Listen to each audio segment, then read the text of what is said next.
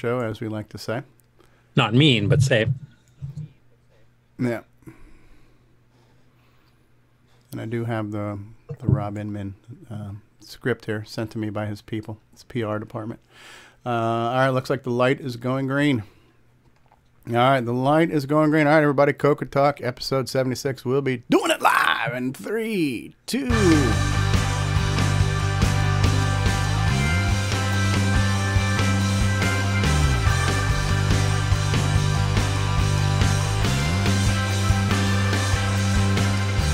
This is CoCoTALK, the world's leading live talk show featuring the Tandy Color Computer. Streaming live on YouTube and Roku, available as a podcast and enjoyed the world over. And now, here's your host. Good afternoon, everybody, and welcome to CoCoTALK, episode 76. The train's about to leave the station. The wreck will follow shortly thereafter if I can find the right button for my train wreck. I think I'm on the wrong soundboard. That's my problem. I have the completely wrong soundboard going on here, but that's okay. We'll deal with it. I don't have train wreck. No, actually, you know what? I'm going to need to switch soundboards because we need like our toilets. We need our train wrecks. We need all that kind of stuff. So I will switch that over. If James was here, we could just wait for his train, but... Yeah, right. So we are live. We've got 7 people in the live chat already. So Davey Mitchell was one of the first people here. Then Tim Franklin was here. Paul Fiscarelli's here. Chad Edward Cunnington is here. That's Nick's neighbor. Anybody in Australia is Nick's neighbor, by the way, just in case you didn't know that. Mark Overholzer, Curtis Boyle, Chad's here. Eddie Serbinsky's here. Steve Bjork, Davey Mitchell, Al Hartman. It's the entire frickin' world is in the live chat. And with us on the panel, the guy who made Audio Spectrum Analyzer is with us. Mr. Steve Bjork is in the house. Hey everybody. Steve. Hopefully you're doing good. We are all doing... Well, we're not doing as good as Grant Leighty. And none of us have David Ladd money. We can't all be as sexy as Grant, so... Too sexy for your CoCo. What's that look for, Jason? Too sexy for his hair. Whoops. And... we have with us the Apple guy himself, Mr. Mark D. Overholzer is in the house. Hello, Mark. And that's a lovely shirt you got there. I like it. I like it a lot. Even matches the background decor. Yeah, look at that. And Grant's wearing his CoCoTALK shirt. Bruce Moore with his Forest of Doom. From Canada, we have L. Curtis Boyle. Hello, and welcome back, Curtis. Hello, man. There's my CoCo Fest shirt. His CoCo Pride. There we go, CoCo Fest 2018. We have from whereabouts unknown, as seen at CorgsCon, at Hamvention, at CoCoFest 2018, maker of the Switcheroo. We've got Jason Reichert in the house. Hello. Jason. Hello. We have with us he just kind of came, he left. We also have with us, as recently seen, rubbing elbows with the 8-bit guy, Brian Weisler is with us in the house. Hello, everybody. Today. Hey, Brian, thanks for being here. We have the host with the most, Mr. Bringing Sexy Back, Mr. Sexy Never Left. Grant Leighty is in the house. Hello, Grant. Another Canadian from Canada. We got D. Bruce Moore. Welcome, hello, Bruce. Hello. Creator of Forest of Doom and CoCo Forever and other projects to be yet revealed. We've got the Timber Man himself, Ron Delvaux is with us. Hey, Ron. We have creator of Boomerang Mania, Mr. Richard Lorbieski of Boyson Technologies joins us. Hello, Richard. We got from Jersey, what exit? Al Hartman is here with us. 117. 117. The Thunder from Down Under, from Australia. Good day, everyone. Nick Marentes. Good day, good day. Good day, mate. Good day, mate. And we have a special guest, and we really need to save the best for last here. But last, but certainly not least, a man who needs every introduction because nobody knows who he is. He's been stuck in the middle of Thexter since 1987, destroyer of motherboards and creator of Boomerang Mania is real. It is Beaker himself. Of course, now my soundboard's not working. Hold on 1 second here. This is a professional shit show here, I can tell you that much. All right. So, Beaker himself, Ladies and gentlemen, please welcome to the program for the very first time, Mr. Rob Inman. Ta-da! Hello. Everybody. Hey, Rob. I picked Beaker because I destroy things, but I mean well. There you go. There you go. Hey, can you do your best? Thank you. You're too kind. You're too kind. Rob Inman's here. Chad Edward is here. Chad's the guy who brought our show down due to his copyright request. Yeah, so Retro Innovation is here, creator of the warranty returns. It's Voice On Technology. Yes, so welcome to the program, Rob Inman. You've been in the live chat quite a bit. You've joined us on Discord recently. You created actually, why don't we do this? Why don't we go ahead before we get to know Chad?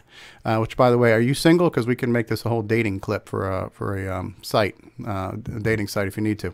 This is called Get to Know Rob Inman. But before we do that, you're going to answer that question? I was going to say I could use this for my Tinder profile. Sure.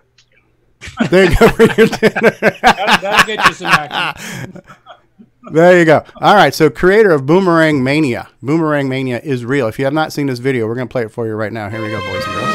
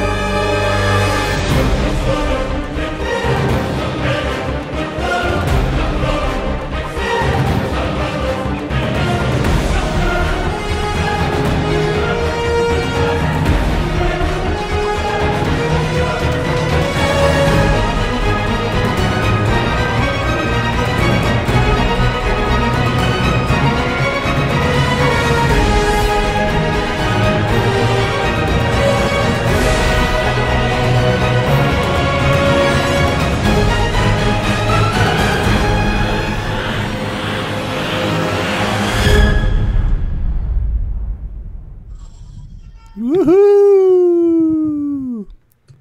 I do have another. That is epic. I do have another concept for a video, but I don't want to give anything away. Okay. Okay. I do have one question for you on that commercial. How did you get Bernie Sanders to volunteer to lift weights? I spent a lot of time for that commercial. That's the guy from Jackass, isn't it? That's and he did his grandfather character that he does, right? It's not Steve O. It's the other guy. It's Christ. Can't think of his name right now. I think that guy was. I don't know if it's from Jackass or not, but I think that guy was an actual bodybuilder that they dressed up as a old man. Yeah, and he went down to Castle Beach and did that, but he's actually lifting a real weight, I think. Right. Maybe it is from Jackass, but I just found it online. And I thought, well, it's like the CoCo's an old man and it's lifting. You can lift weights with your boomerang. There you go. Not only does it add memory, but it also speeds things up apparently too. So it's an accelerator. Right. Once the Gimme X comes out, it will be an accelerator because we won't have that. Yeah, and a 609. That's part of it too. So I like your CoCoTALK graphic back there. Thank you. It keeps going off. I'm Apple TVing to that screen. Thank you. Excellent. So since nobody knows who you are, and we're all dying to know, why don't you tell us your short life story and from then until now? Yeah, so I really am stuck in Dexter. I have been since 1987. I can't find my way out to even get to the ending, of which there is no ending, as we know. It just goes back to loops back to the beginning. Had a childhood was TRS-80 Model 3s and 4s. Took my first computer class using those computers. Had a 16K Tandy Color Computer 2, later 64K, and then once I got a CoCo 3 with a CM8, I never looked back. And by never looked back, I mean I never saw artifact colors again until until the Boomerang came along, of which you can have a CM8 or any other monitor and see artifact colors with the flip of a... Yeah, the switcheroo. The switcheroo. So, and I'll actually write a welcome into the Discord, but definitely got me interested in technology. Never was able to really program. Starting to learn that now. But I ended up working in .coms, and now I work with Oracle and IBM and doing just kind of business development stuff. But it's pretty cool, and I get to take technical pre-sales tests and be nerdy and pretend like I know things and stand in front of people and talk about stuff. And yeah, it's pretty cool. Excellent, excellent. Well, we've all enjoyed that Boomerang Mania video that you made for us. It's gotten a lot of great mileage. Great video that is on par with the product it represents. And Richard, you still here with us? Oh, yeah. Yeah, still here. So why don't you share with us right now, since we have the creator of that video? How did you feel about that video the first time you saw it? I thought it was awesome. It's still awesome. I don't get tired of watching it every time I see it. And his royalty check's in the mail, right? That's right. No, right now I got one of his boards. It was Sheila. That's going out today. I've been testing it out thoroughly, and then I got the other one, but I'll talk to you, Ron, about it later on. Yeah. Excellent, No excellent. And now that you are back, Yes. Richard, is our boomerangs back in production? Are they available? Will they be available soon? Well, anyway, yeah. Actually, I was going to make an announcement on that. I have been working on a redesign, getting feedback from people, and wanted to add a couple of features to it. So the boards have been finished. He's adding an accelerator. That's it. Yep, add an accelerator, and I'm gonna put two-layer graphics in it. What? No sound chip. No sound chip. Oh. But, yeah, the boards are being shipped as we speak. Well, actually, they're sitting on the production floor. Unfortunately, it's National Day in China, so they probably won't get shipped for another week. But as soon as they come in, what I'm going to be doing is I am going to be replacing the boards that people have previously purchased. Actually, I was thinking about doing a retrofit, but it was going to be too much trouble to retrofit boards. So it's a lot easier just to ship out new boards. And so probably around October 14th, I'm going to start with the people that had purchased first and sending them out. It's going to be in and around October 14th. People are going to get new boards. And what's the makeup of the new board? What makes it new is I have moved some of the components where it makes it easier to fix, repair things. It was just to clean up some of the things like that, and also feedback from some of the people that had bought it. One of the biggest features I put on there is the LED. People want to mount this on the case of their CoCos or somewhere else. Okay. So I have added some pads to where they can actually solder wires directly onto the boomerang board, and then they can route those to wherever they want for the LED. I have a question about the LED, Richard. Yes. So when I was using, I was running a bunch of different games with the CoCo SCC, and occasionally they would crash for whatever reason. And then I noticed that one of the LEDs would come on, and I wasn't sure if that was because of some kind of memory error, or I wasn't sure why it was coming on. It's probably because it's the address that it hit, and but it's not a diagnostic LED, put it that way.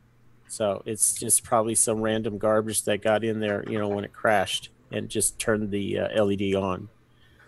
But the LED has an indicator. You can set it up to high speed, low speed indicator, and also you can change between the 3 colors and the intensity.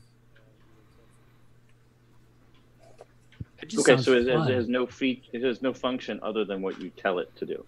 Right. Okay. No, that's going to be very handy for when Stevie reaches DEFCON 1, you can increase the intensity. Yes. No, in a blood red color, I'm figuring. Yeah. Now, I have a question. Oh, it'll be like a digital mood ring. You should have like a little thing you can put around your finger and a wire that reads to it, and depending on how you're feeling, it'll change colors. You know. So one thing I'd like to see somebody do is to patch it for Dagrath so it matches your heartbeat. Oh, that would be cool.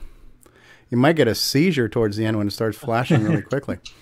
Anyway, I have a question for Rob. There was a couple of famous authors, a father-son team with a last name that matches yours. It was Don and Kurt Inman, and they wrote it in assembly language graphics for the Color Computer and a bunch of other Color Computer books.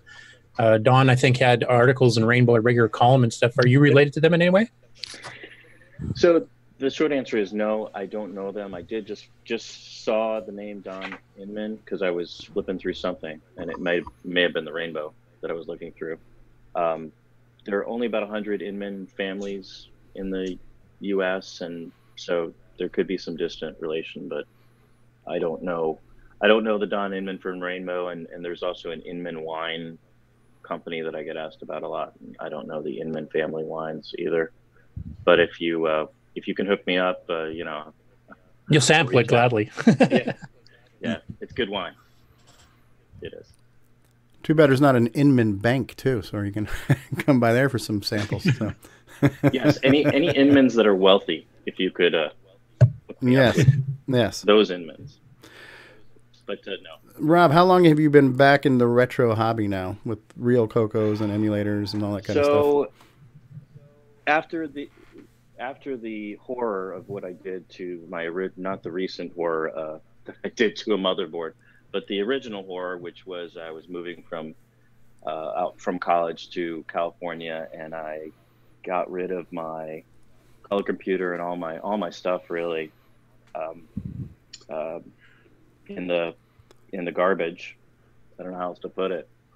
But after that, and kind of the dark years, which I guess were the 2000s, where I kind of was all about the PC and you know, totally modernized.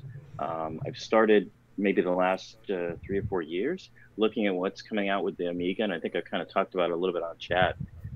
But you know, of course, the Amiga has a lot more capabilities and a lot more ability to upgrade it, including actual accelerators, not the pretend kind.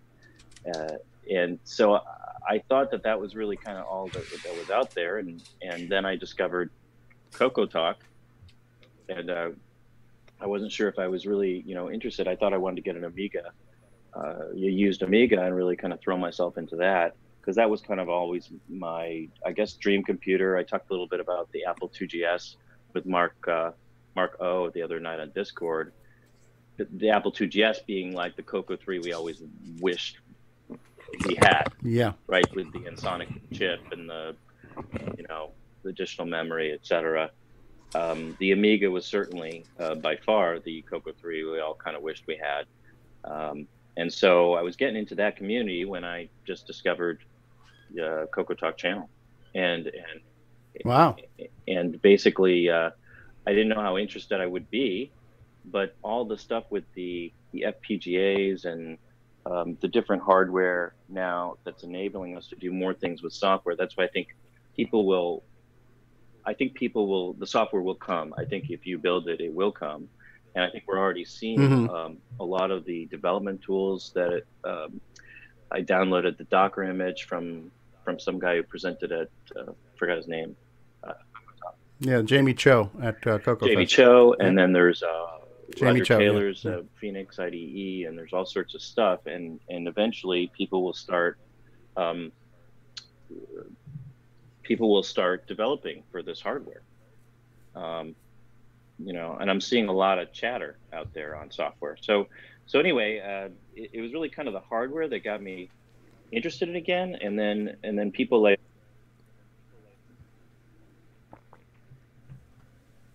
We lost you for a second. You're muted.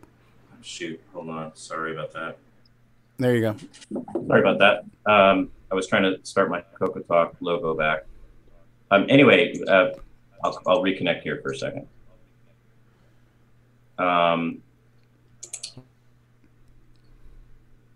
Hey, anyway, Carlos has just joined us. Yeah, people like Nick Marentes who are pushing the computer to kind of new levels. You know, I was thinking, what if Popstar Pilot had came out in 1986 or 87?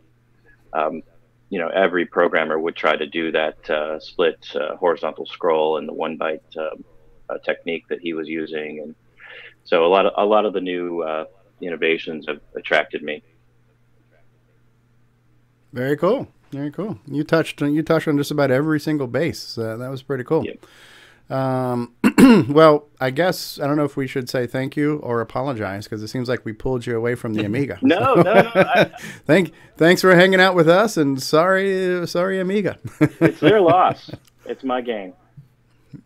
There you go. Okay, the Amiga just lost an outstanding community member. Amiga community would have had an awesome video by now. That's right. But well, there are Amiga users among our various members. Shh! Don't tell people that.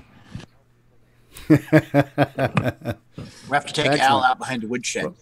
Yeah, and Carlos is there. I like that. What is it you're not supposed to tell people? Some of us have us have Apples and Amigas and Commodores. And what's the topic? We don't just have a CoCo. That would be me too. I have all kinds of different retro systems. Yeah, for me, Stevie, I don't want to start all the way at the beginning, even though kind of the Amiga was kind of, whoa, it's so cool, you know, when it came out.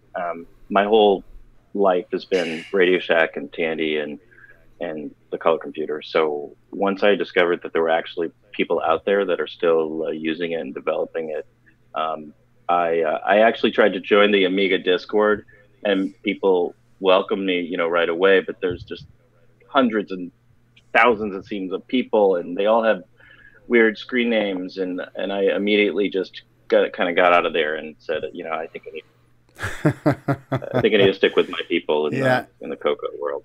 I have a hard time with screen names too. Yeah, I mean, last time I used a screen name, I was 19 years old, and it was on a bulletin board system. Ever since then, I've been kind of using some form of Steve. Yeah, Stevie Chat and CompuServe was the last time I used one.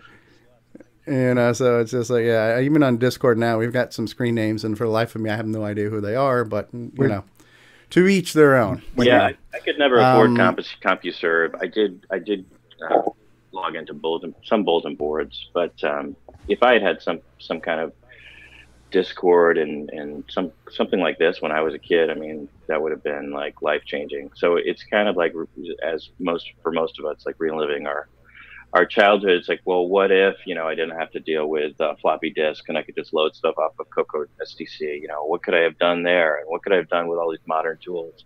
And look at all the people that I get to talk to that, so just very cool. Excellent. Well, thanks for sharing a day in the life of Rob Inman with us.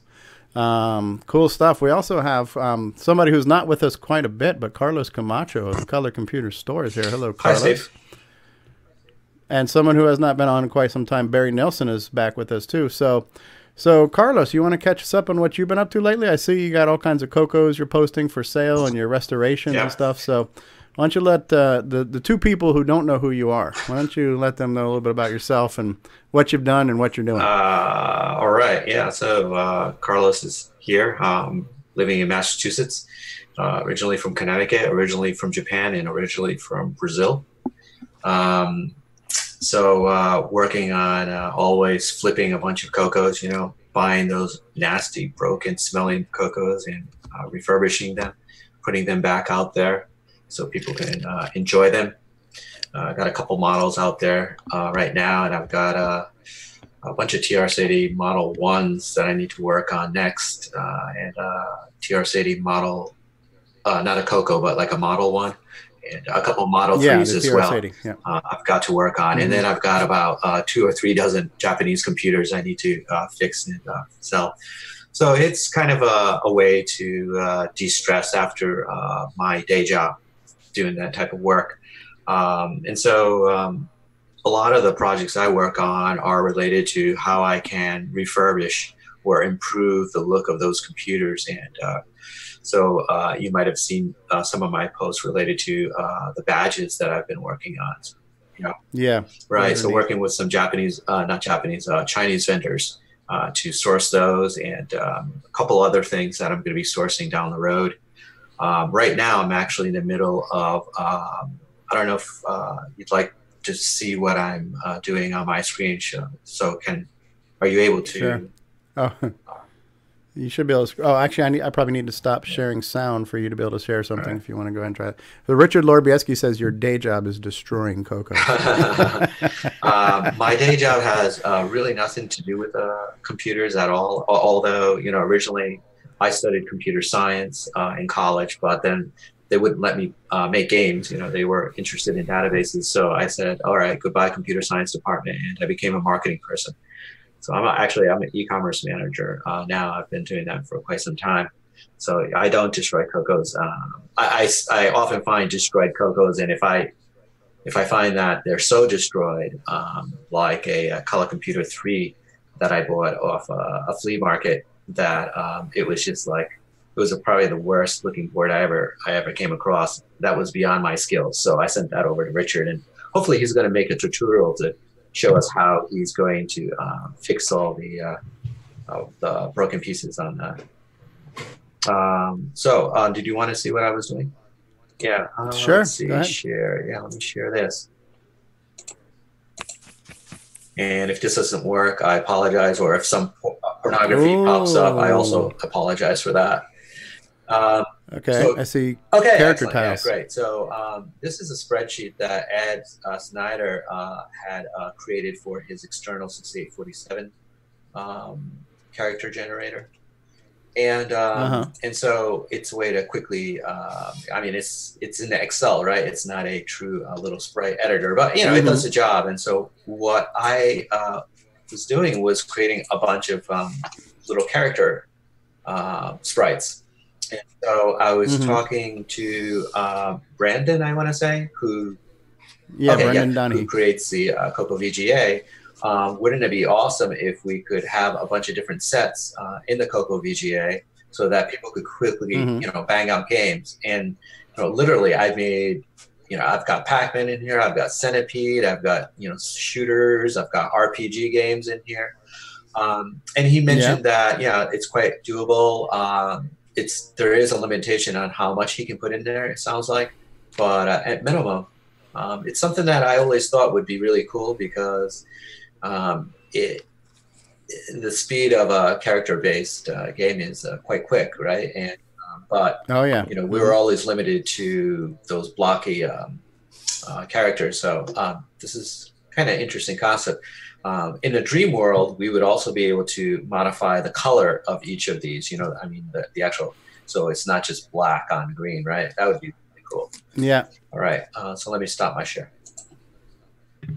Yeah. Well, based on what he revealed with us last weekend, he was on our After Dark last Saturday. He does now have a character editor. Really?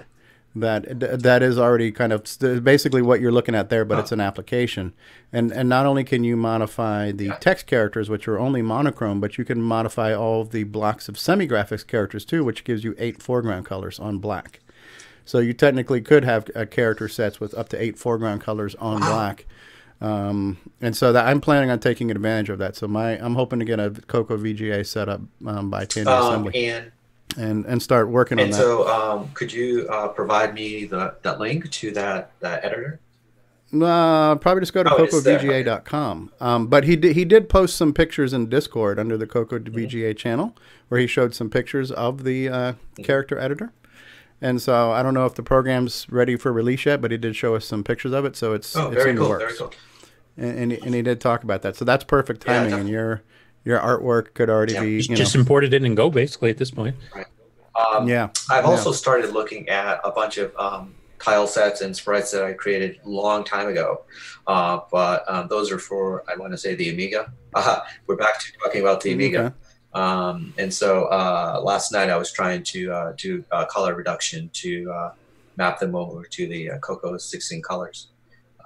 The other thing to share is just got this in the mail, and it's always funny when you see a book. See that? It's Basic Micro Microcomputer models and biology. So this is kind of my fetish, which is buying books from this era, and usually, you get some really cool titles once in a while, like related to the 6809 or the Dragon or some other topic, right? Pascal, etc. So, but once in a while, you come across a book like this, and there's no information about it, but it sounds cool, right?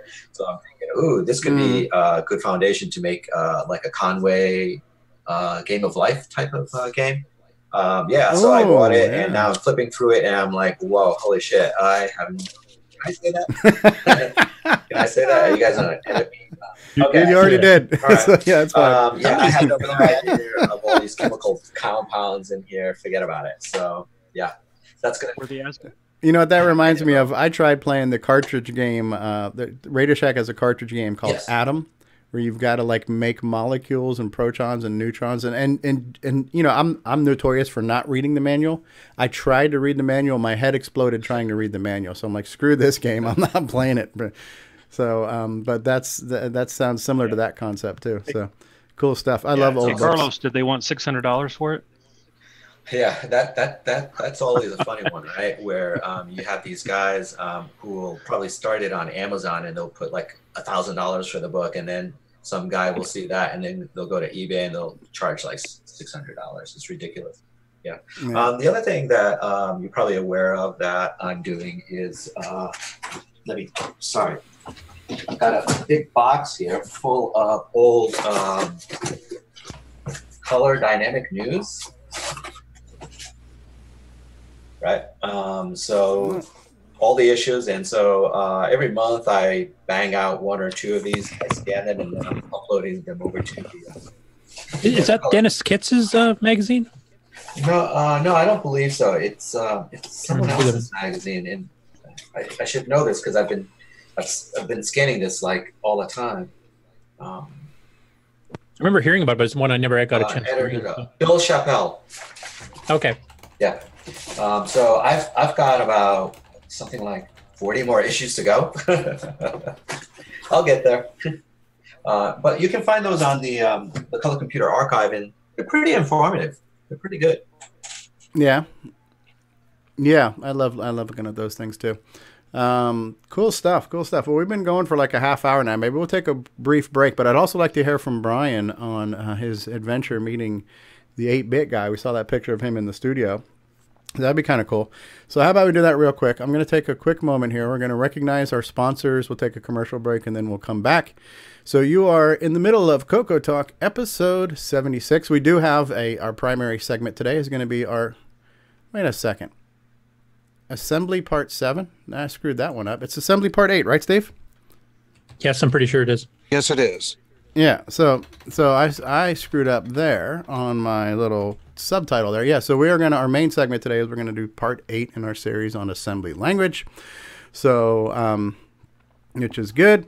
And so let's do real quick. Let's take a look at our sponsors, and one of our sponsors who we had on last Saturday night for After Dark number 15 was Brendan Donahue, and he gave us an update on the CoCo VGA project, and I continue to be more and more excited about this project, and I'm planning and hoping and dreaming. All I want for Christmas this year is a working CoCo VGA setup. So if you'd like to find out more about that project, visit CoCoVGA.com.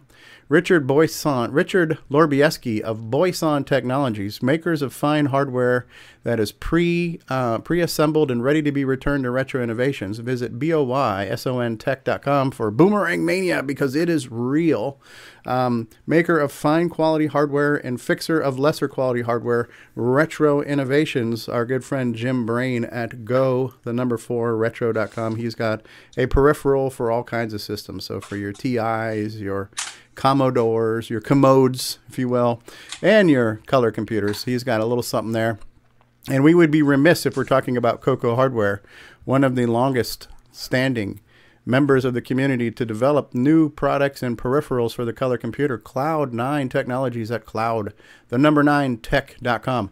Other cool things, the SD pack. If you'd like to make a self-booting SD cartridge like a ROM pack, visit sdpack.com. If you have not already gotten your very own switcheroo, visit CoCo3SCARTcable.com or CoComan.biz, the only leading cable that lets you switch from RGB to composite with the flip of a switch. Ron, can you confirm if we're on Roku? Yes, we are. I'm okay, so we live I'm stream. in communication with Roger right now. Oh, it's not time we said hi. So we also live stream. Not only are we live streaming on YouTube, but we also live stream to the CoCo TV channel on Roku. Thank you to Roger Taylor for making that happen. If you want to get a cool t-shirt like what Mark Overholzer's wearing, like what I'm wearing, if you want to get a cool mug, you can go to the Retro Swag shop at 8bit256.com. If you want to find out more about the color computer, go to I'mACoconut.com. If you'd like to find out more about CoCoTALK, the show, and how to reach out to us, go to CoCoTALK.live, where you can send us email feedback and tell us how bad the show sucks. If you want to see a professional podcast, you can go to the CoCo Crew at thecococrew.org. 4 years in the running. The original, often imitated but never duplicated, the CoCo Crew podcast. Also, our good friend Brian Joyce of Extructus Productions at fd501.com. Also, a guy who dabbles in hardware and cranks out a product or two. Ed Snyder, a.k.a. The Zipster at The Zipster Zone, ZIPPSTER zone.com. Check him out. Tell him thank you. Send them some business. Show them your love. They're supporting us. Let's support them. And we'll be back in just a minute, folks. Hi there, this is Mark Overholzer, and you're watching CoCoTALK, the world's leading weekly talk show where you can join in. Hey, come watch us and see what's happening in the world of CoCo. We'll return after these announcements. How does it feel? I'm still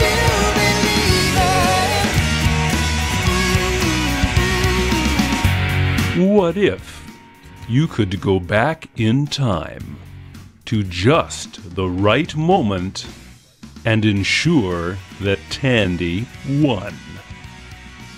You definitely earned this office. Thank you. Yes, you're too kind. Oh, I'm much happier breaking stuff. Life has been a dream. But what if you went back to the wrong moment? Give me that. How do you even know what that was? Listen, I don't really care about these blueprints. I just want... Say, who are you? You want to spy for Commodore or something, are you? Just move! Oh. Hey, hold the elevator! Hold the Stop right there! Whoa, no need for guns, no need for guns! So, Mr. Anders, it seems you have stumbled upon my little secret. There is no point in waiting for security. I think you are about to have an accident. Okay, no! CoCo forever?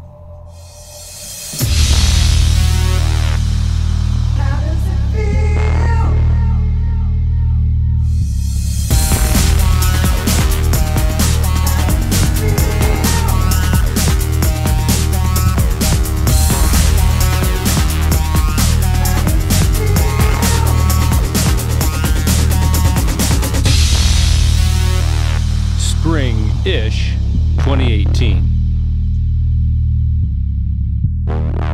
I love that, spring-ish. And we've got a new one that we'll be showing off too. That one happened to be queued up, so we got some more. Oh, look at this.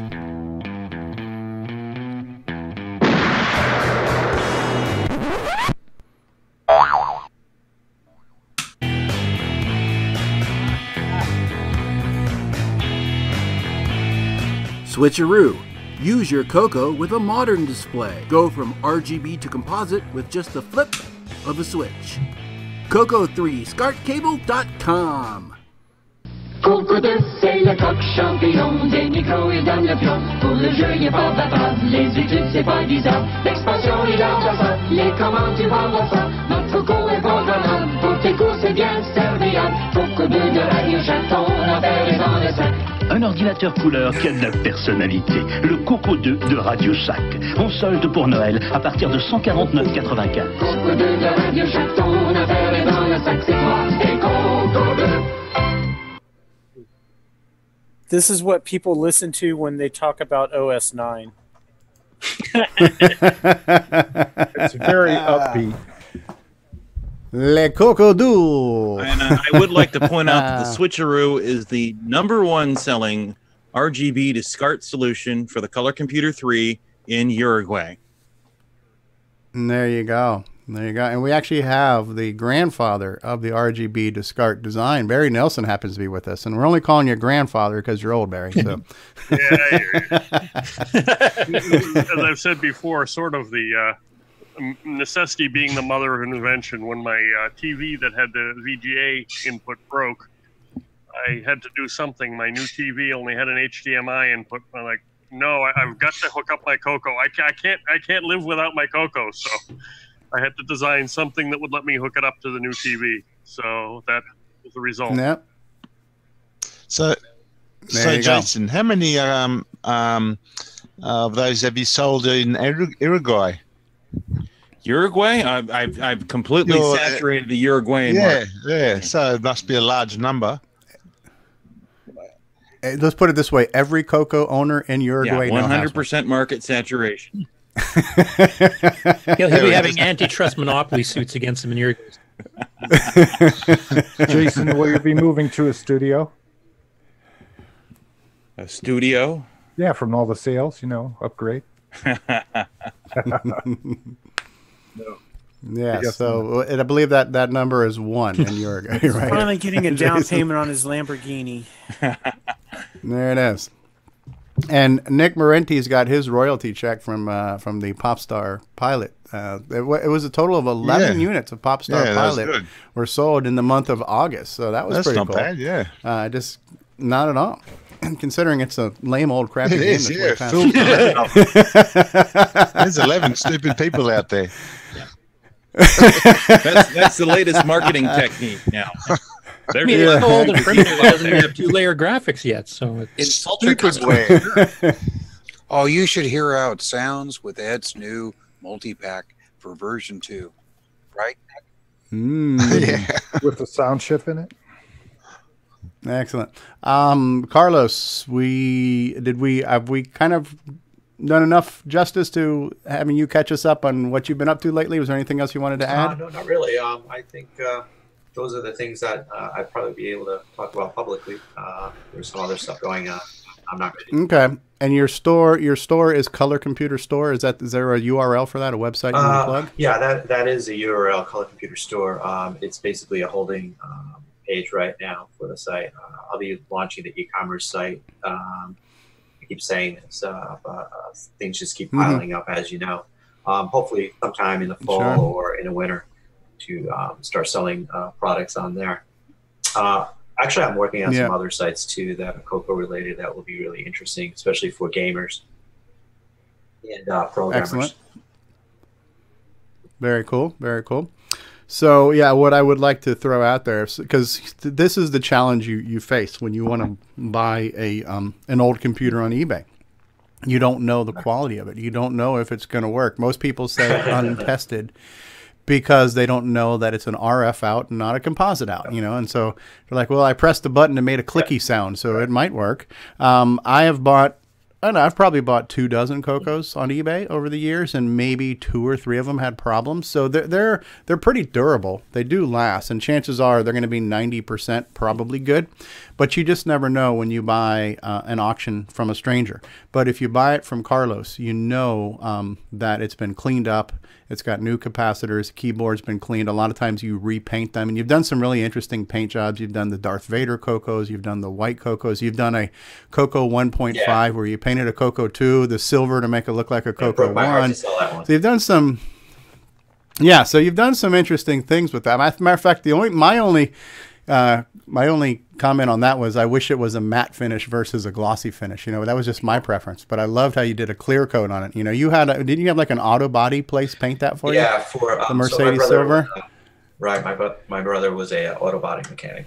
He's actually retired now, but Yeah. while he was doing it, we were bringing it into his shop and actually having his professional gun spray it down, and it was amazing. The coverage looked great.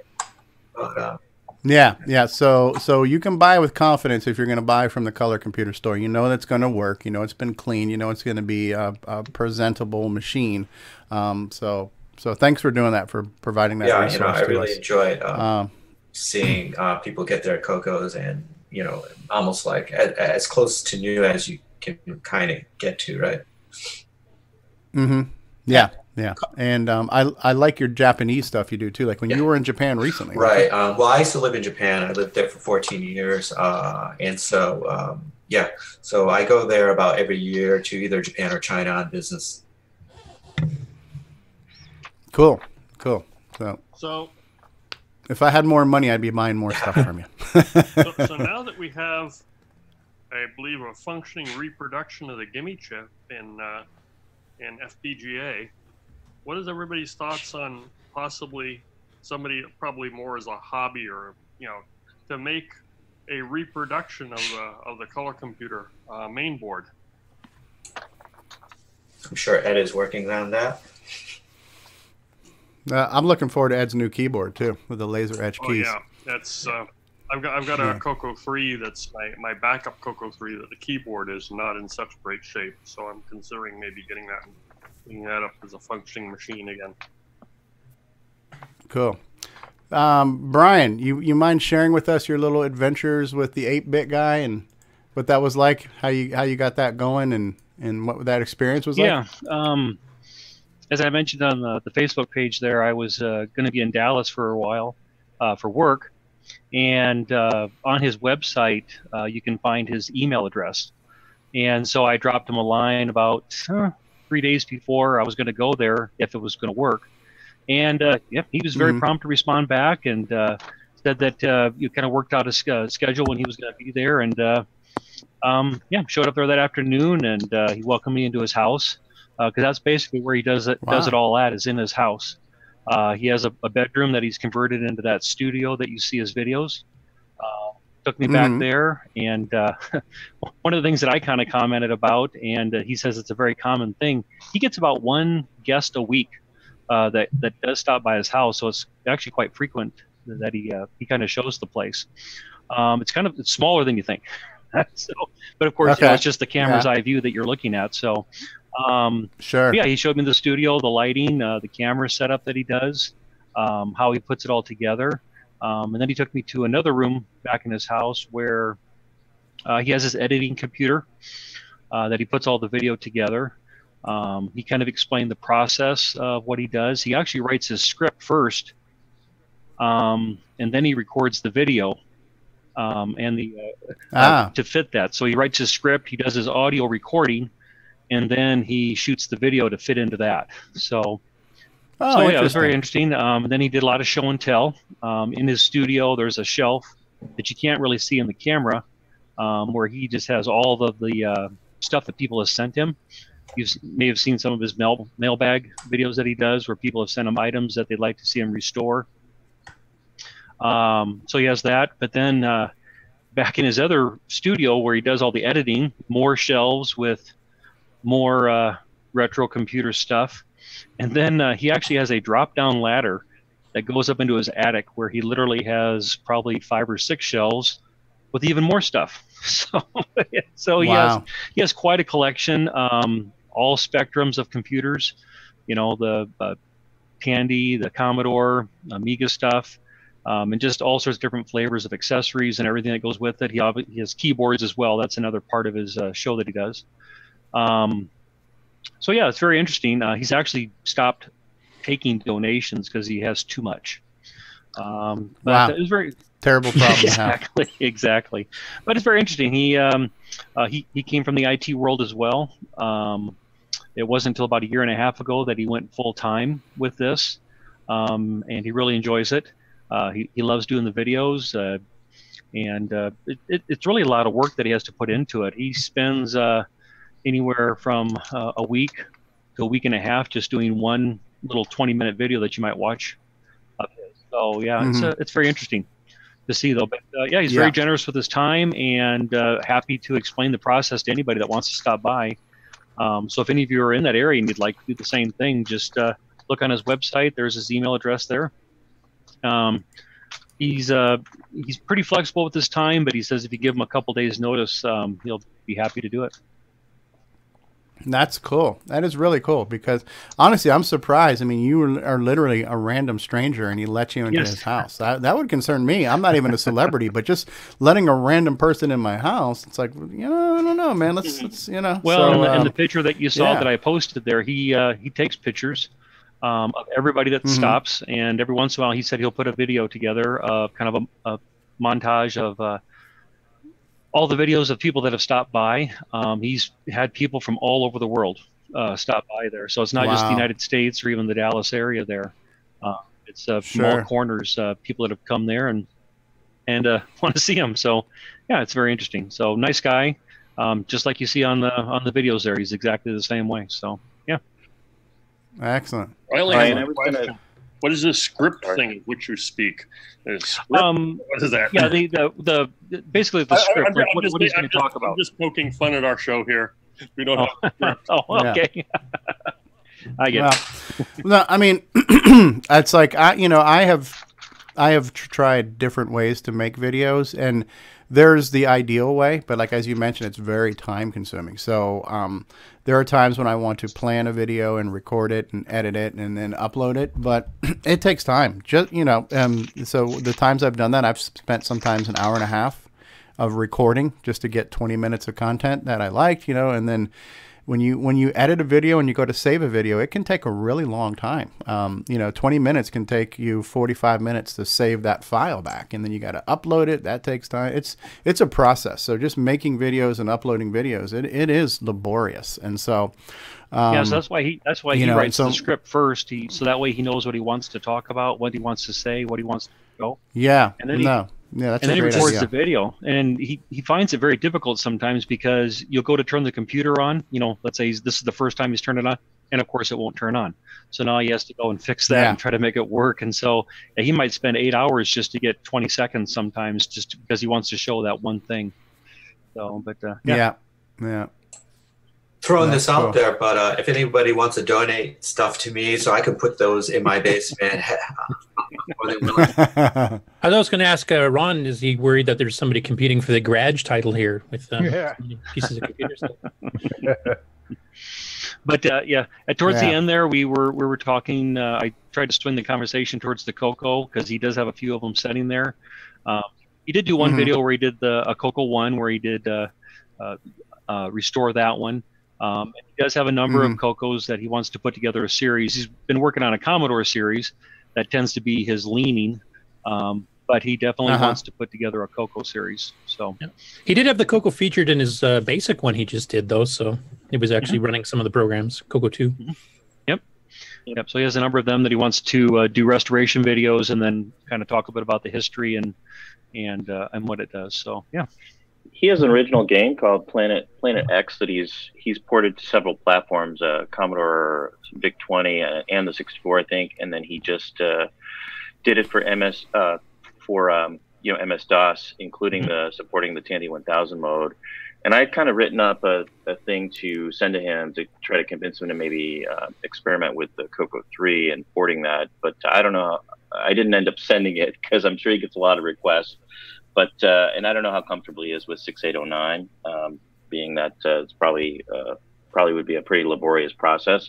But the specs are very, very similar to the MS-DOS version, and he could do it in the 4-color 640 mode, which I think that personally I would like to see more games take advantage of that mode.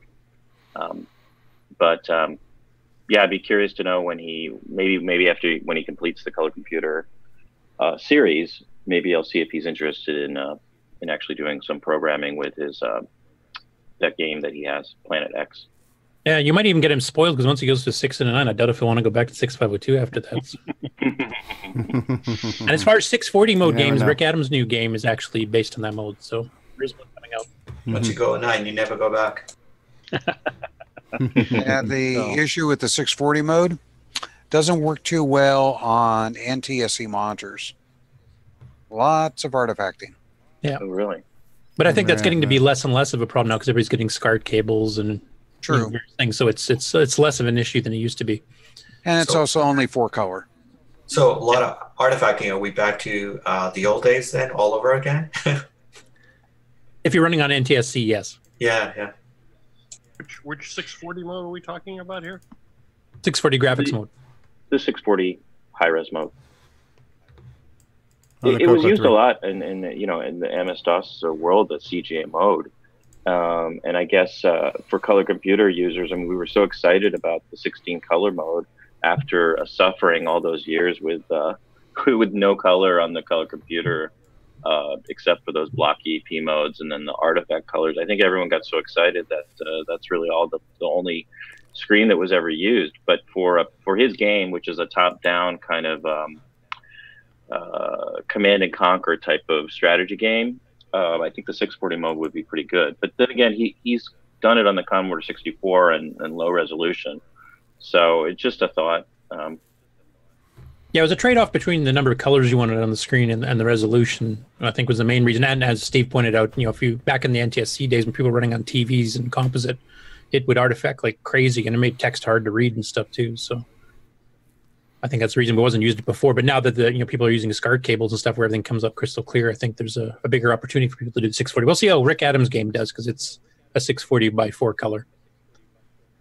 Yeah. Hey, Brian, does the 8-bit guy, does he have a cameraman or another person that does his video, or does he just have a standalone camera he hits record? He has a standalone camera. He it's kind of interesting. He actually has a foam head that's at the same height as he is. And he actually places that behind his, I guess you'd say, like his studio position where he's going to be standing. And he actually sets that there, and then he uses that to set his camera. But he just has a small little digital camera on a tripod. And he'll start the recording, record the piece, and then he stops that, sets up the next scene, and then does that if he's going to be talking during that scene or if it's just showing. But yeah, he does it all himself.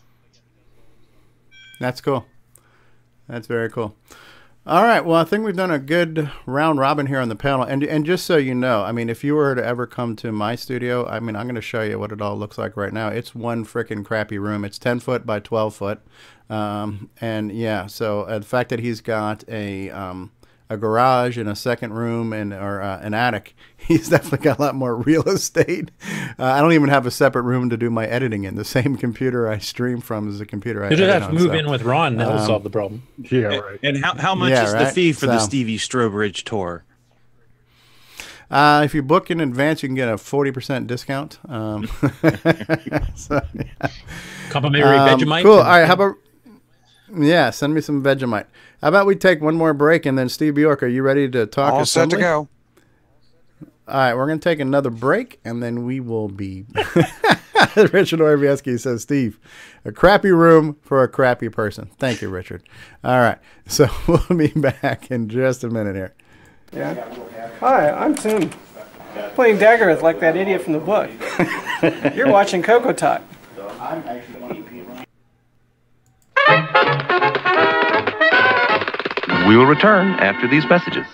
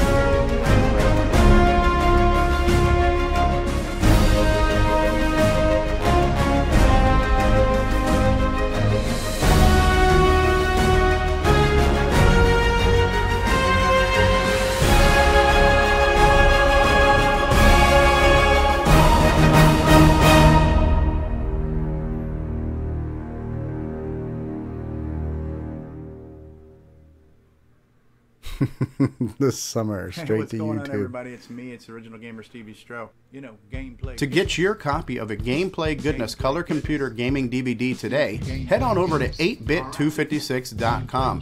There you will find several DVDs featuring color computer gameplay videos by the Original Gamer Stevie Stroh. So to get your very own copy of a Gameplay Goodness Color Computer Gaming DVD, head on over to the Retro Swag Shop at 8bit256.com and tell them the Original Gamer Stevie Stroh sent you. Mention my name, you'll get a good seat. Introducing a computer that can change the way you work. The new Tandy 1000, complete with desk-mate software for easy-to-use word processing, filing, worksheets, lose a few more brain cells. communication. Brought to you by Tandy. Clearly, That's right. service support My will to and live software. just The Tandy 1000, goes lower available and at lower. Radio Shack computer centers and so Davey's Tandy disappointed there's no giant service and rabbits support that are appear. clearly So, superior. and it's been a whole hour. There's been no what now? There's no giant rabbit videos. Oh yes, we are deficient on our rabbit videos right now. And by the way, we've got 28 people watching us live right now. That's a there's been an hour and no giant rabbits. It's a lot of Russian Sorry about bots that, going Dave. on there, right?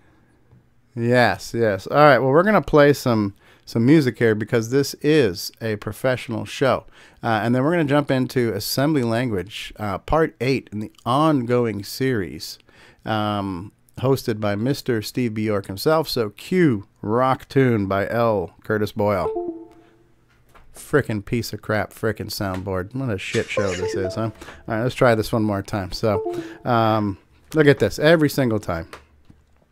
The only reason why I don't smash this is because it's $160, and so if it was a cheap piece of crap, I would have rage smashed it a long time ago. Let's try this again.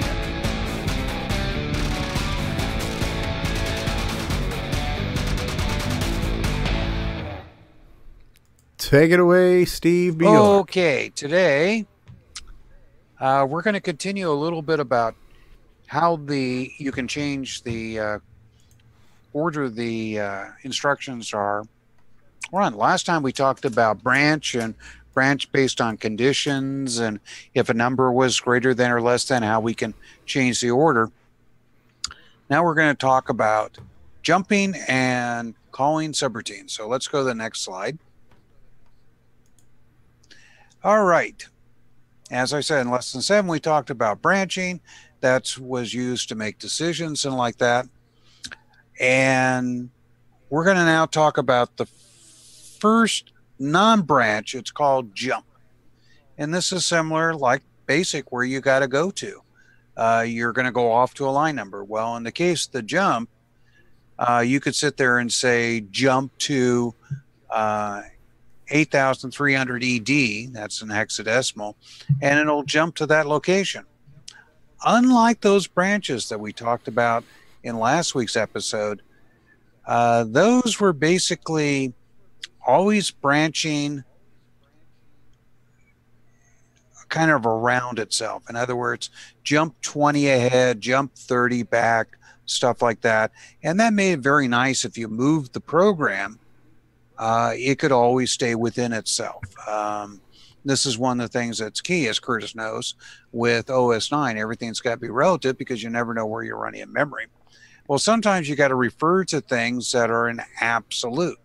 Like, for example, if we jump to the example that we have here of 83 ED, that would be someplace in the ROM. I just came up with a random number there, but I don't know what it does at that particular location. But even if you move the program, it is going to jump to that particular location. It's very handy to make sure that you know where you're going and what you're getting. And jump also has a lot more options in it too. And why don't we go to the next slide? As I said, the jump can be used to go to a new location. One of the things that you can do is actually have it where the jump is more like an on go to. In other words, in BASIC, an on go to, you've got a list of different addresses you're jumping to. Well, you can do the same thing in assembly language. First, what you do is you load up one of the index registers with the address of the table that contains all the different addresses. Then you load up, let's say, one of the 8-bit registers with a offset. This is how far that we go into the table. And then the jump is able to actually go out there, look at where that table is, look how much you're indexing or skipping through the table, grab the address, and jump to. But let's take a look at how that actually works in assembly by going to the next slide. Okay, up at the top here, we've got something you've never seen before. This is a data statement. The DW stands for data word. It means that we're doing 16-bit values, 2 bytes for every location, and that contains the address somewhere that we might point to in memory. So address 0, address 1, address 2 are the addresses that we've stored in our table, so we can refer to it.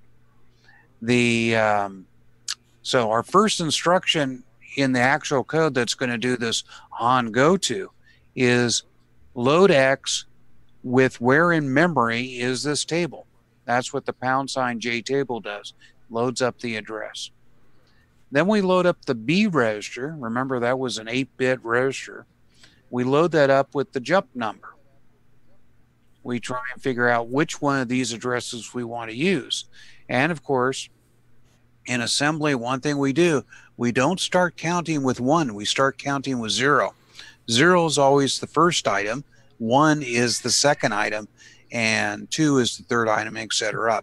So you'll have to get used to that. Instead of like basic, you do a step from 1 to 10. Assembly language likes to do a step 0 to 9. So since this table contains 16 bits of address information in each of those addresses, what we have to do is multiply what we just loaded into the B register by 2, so that we can now point to words instead of bytes, since a word is every other byte. And we, of course, use the logically shift to the left B to multiply that register by 2. So once again, you see how easy in the earlier lessons we talked about shifting, how shifting is used to do multiplication. And you're going to do a lot of that in assembly, taking things that are normally referring to bytes and you want to refer to words, or you want to refer to something else. Now we're getting into the actual instruction jump, and then we have a bracket, B comma X close bracket. Well, the B comma X means take where X is pointing, add B to it as the new location. So B, if it was 0 and we multiply by 0 by 0, we still get 0. It would actually add 0 to X to figure the thing out. Now, X doesn't change in this instruction. After we're done, it will still remain the same. But we will have a reference that we're looking at the first element. Now, if we wanted to look at the second address in the table, B would have been a 1. We multiply that, it becomes a 2, and it becomes the second word of the table, and that's B comma X. So we're basically emulating the on GoTo instruction here with this type of operation. So before, with the branches that we talked about last week, we were always talking about jumping to some location, and it was always like, if the answer was 0, we're going to branch there, or if we're going to branch always there. It was always about going to some location. The jump instruction, because it allows you to use all the different 6809 addressing modes, allows you to come up with unique and interesting ways how to calculate where to jump. And that's effectively what we're doing, is we're actually doing a calculation to figure out where in the table we want to pull up the information. So this would be handy if, for example, let's say that you had a CoCo 1, a CoCo 2, and a CoCo 3. Well, address 0 would be something for the CoCo 1. Address 1 would be for something for the CoCo 2, and the third one would be address for the CoCo 3. So we could have jump number actually be what type of CoCo are we, and that would allow us to decide where to go to. So we can make our programs vary based on what we're looking at as far as information. So that would be kind of an example of on CoCo, Yep. go to, and then depending on the type of CoCo Exactly. you have. So, and you could do stuff like tables. Yeah. Like I say, you're moving your spaceship in Space Invaders. You could have offset address 0 go to move left, and address 1 goes to move right, or something like that too. So, and this would get very handy with graphics, because you might have different graphic routines depending on the object that you're moving or drawing, or whether or not the object is dead center on the screen, or, you know, somewhere within the window. And sometimes we have to use slower routines for clipping. This is where the graphic has gone beyond the edge of the screen. Because the way CoCo's memory is working is, if you draw beyond the right-hand side of the screen, it's going to wrap on the left-hand side. Yeah, you've seen that a few times there, Steve. So this is used for making decisions in a different way. Instead of basically just taking a look at whether or not a number is zero or not, you're doing a jump based on a more elaborate calculation. So this is, as you can see, it becomes a function where this type of jump, where it uses the addressing modes, gets more elaborate. So so every type of these type of instructions have situations where they really can extend the power of what you're doing in assembly. By the way, this type of thing where we look into a table, grab information out of it, and use that to jump somewhere, this is called indirect addressing, opposed to direct addressing. It's just a term that they use for saying we're going into something. Now, so it's like a relative versus absolute. Well, even more so in the fact that we're diving into data. Now, I'm going to save you a little bit, Steve, because next week, that's when we're really going to get into all the different addressing modes that not only the jump can use, but when you load up information, when you're doing other things with the 6809. That one there, we might raise the death count a little bit, but I decided to take it easy on you and not talk about the different addressing modes that are available in the CoCo. And trust me, Curtis is over there chomping out the bit saying, I love next week's episode. Yeah. You I say we do it now. Yeah, we'll call it the meltdown episode, I think. Yeah. Well, Curtis and I will try and go easy on you, Steve, next week for that one. But anyways, why don't we go to the next slide? Because we are going to talk about a few more things. Now, this slide really just reiterates what I'm saying is there are other addressing modes, and we're going to handle that in a later session. So, let's go to this one. Much like good old BASIC, we have Go subs, and this is used to save from writing code over and over again. If you come up with a routine, a little bit of code that you like using a lot in BASIC, you make it a subroutine and you call it, so you don't have to have it all over your program. It's a great way to save space. And of course, assembly language has it too, and there's 3 basic instructions for that in assembly language: branch to subroutine, long branch to subroutine, and jump to subroutine. And why don't we go to the next slide, and we'll do the first. There are no arithmetic branch to subroutines. So. Oh, in my code, there definitely is. All right, so here's our BSR, branch to It's very subroutine. much like the branch always instruction that we've talked about before. The instruction consists of a command and 1 byte. The byte is how far backwards and forwards to go from this instruction to find that call, that subroutine that you want to jump to. So its range is a -126 to a positive 129 from the instruction. Now, when you get to that subroutine, you have to know, hey, I got to come back. I'm done. I have to come back to whoever called me. That is done with an RTS. That's return from subroutine to get back. So that's kind of like the return in BASIC. Very simple. Very Go sub return. And the example I show at the very bottom of the slide, sorry, it's almost off the screen there. BSR time delay. This is like, I wrote some code that does a short time delay. I use it quite a bit. So I call it, it goes off and does it and comes back. Just like BASIC. There are some gotchas. We'll go over those in a few moments, but let's go to the next slide.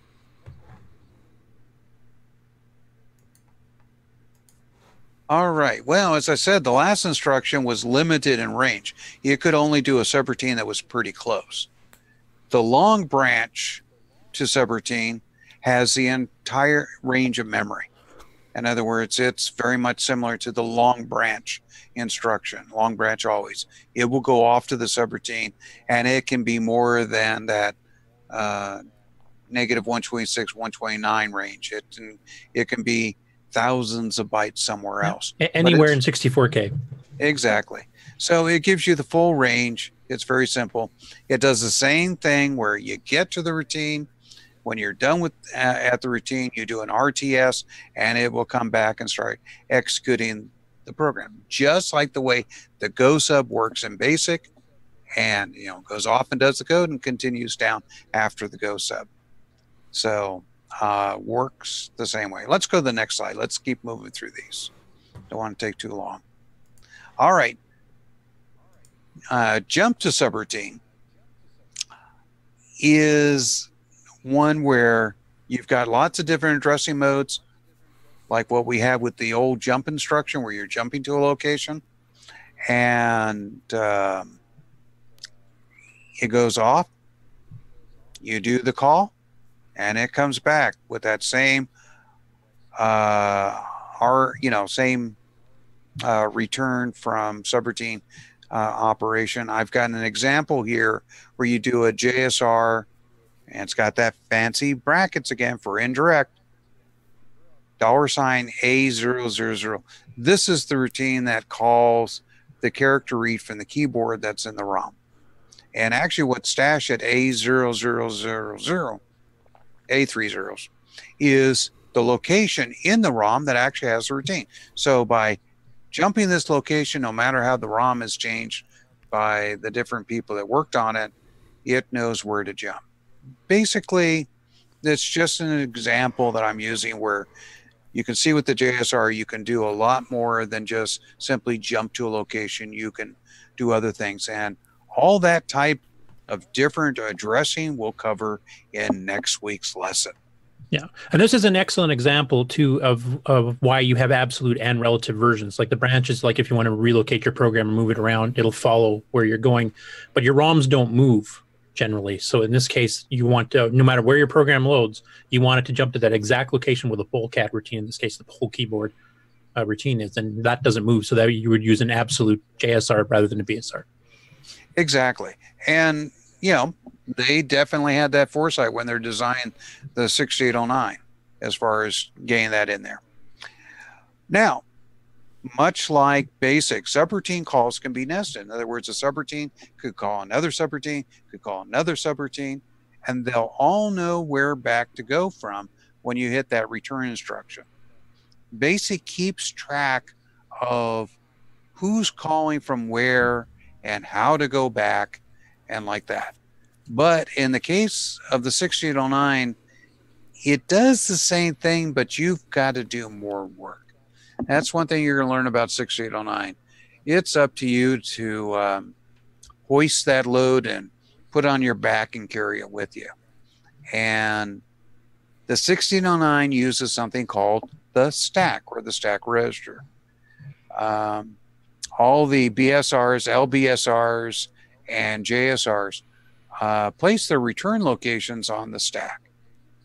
And of course, the RTS simply removes that return location off the stack to go back. So the routine that you're calling, it don't care if it was a BSR, JSR, or LBSR as far as who called it, because they all do functionally the same thing of putting their return address on the stack, and then the RTS instruction, the return from subroutine instruction, pulls that information off the stack. So there's no confusion between those 3 different JSR or calling instructions.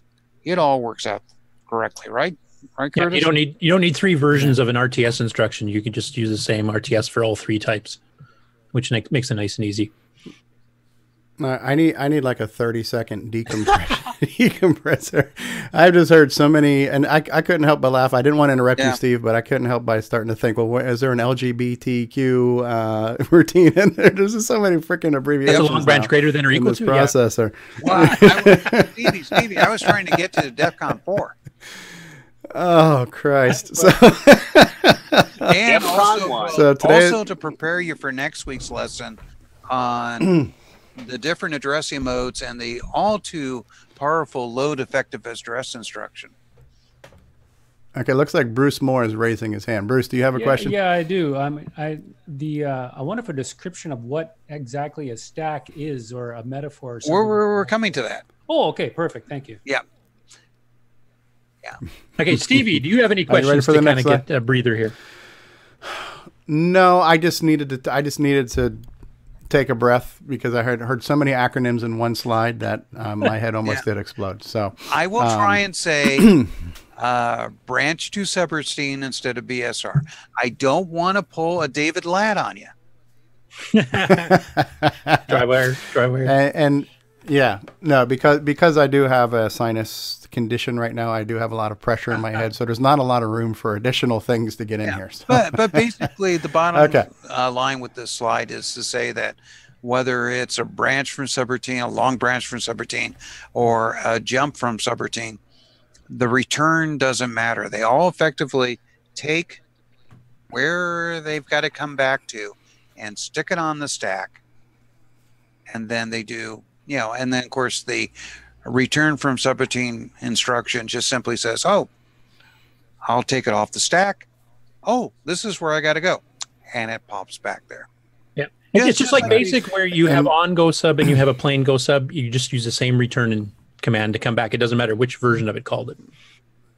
Right. It's just like magic. It just knows it's going to return from wherever it was called. But the thing is, and what I'm also alluding to in this slide a little bit, is you have to do some work with the stack. Anyways, let's go to the next slide. Okay, we're moving on. Sorry about the interruption. I just needed a breather. I was covering it rather quickly. Now, the stack in the 1609 is controlled by a register we haven't talked much about. It's called the S register. Boy, it's doesn't make it too hard to understand what the S for stack. Huh? And the stack is used. It's built from the top and works its way down. In other words, it's pointing someplace in memory. And when you do some sort of BSR, branch to subroutine or long branch to subroutine or any of that stuff, it pushes something onto the stack. It literally goes downward.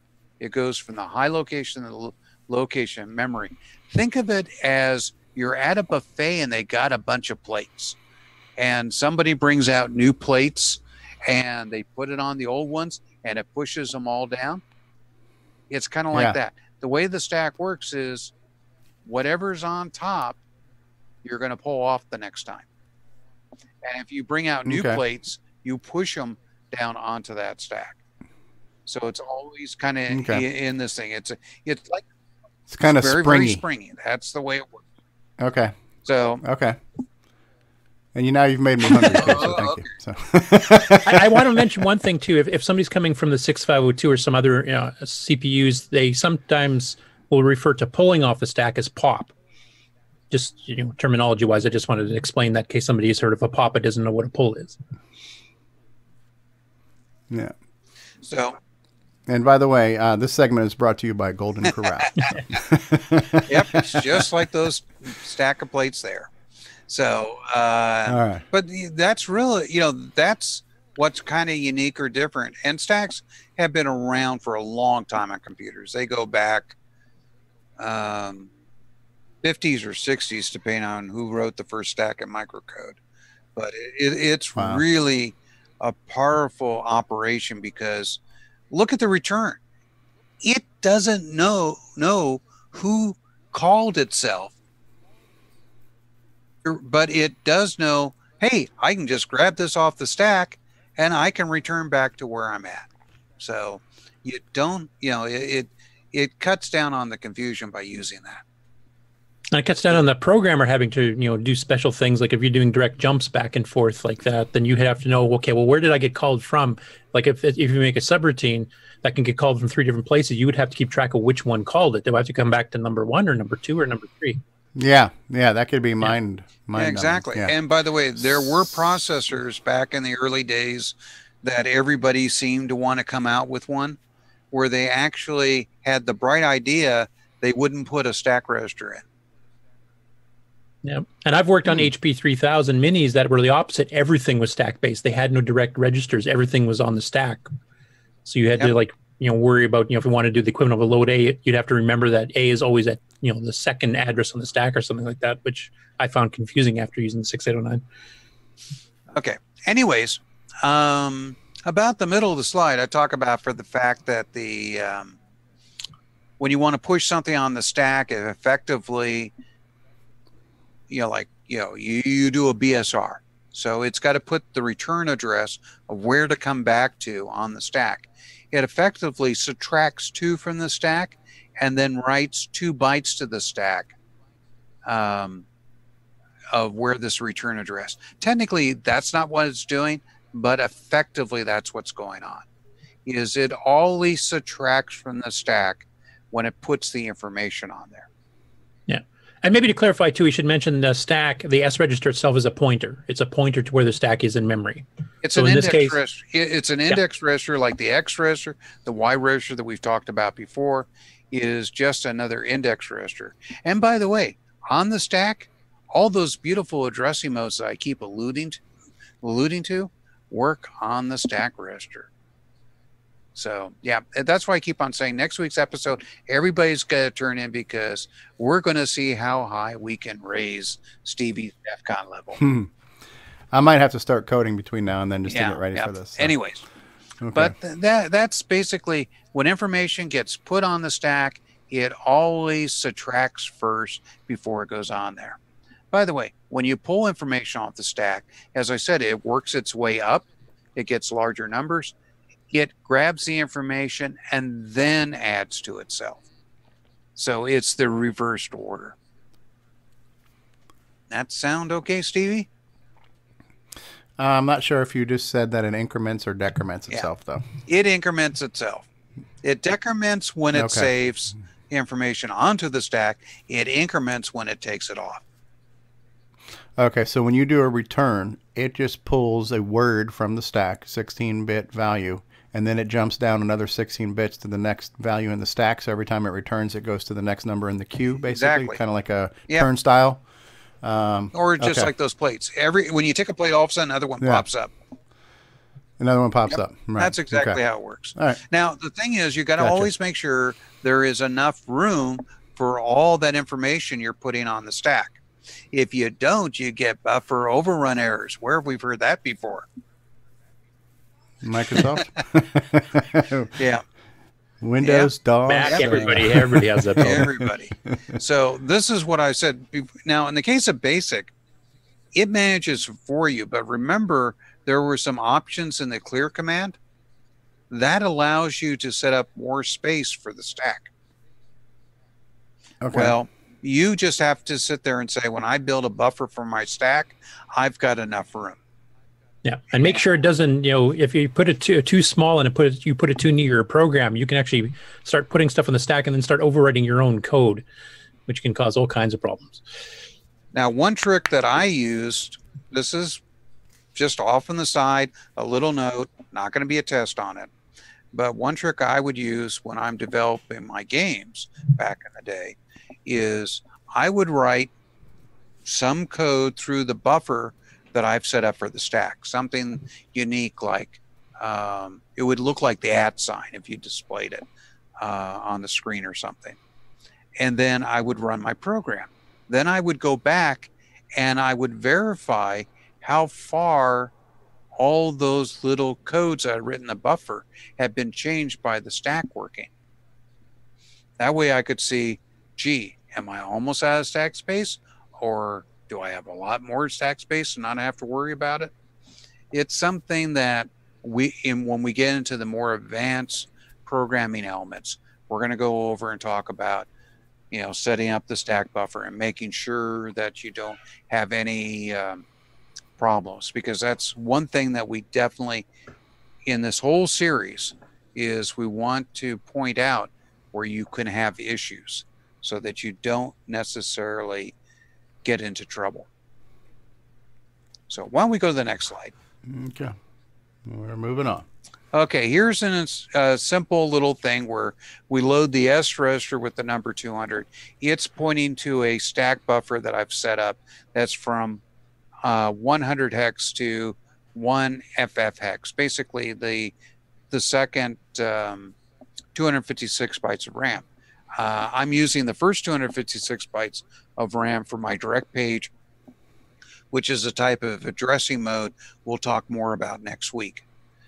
Then I do a call, BSR to time delay, and it will put its information onto the stack at location 1FE and 1FF, because they are 2 less than the 200 I had started with in the stuff. And then of course I do another call. So this is an example of a very large buffer, but it shows that I've set up my stack.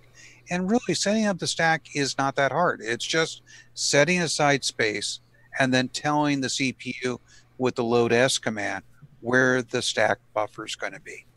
It's not really that much magic. It's just maintenance you got to do. Right, Kurt?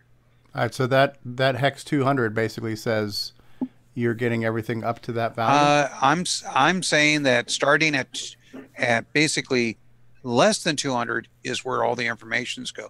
Because like, for example, when I call the subroutine, the BSR in time delay, before the information is placed on the stack, what does it do? It subtracts 2 and writes the information.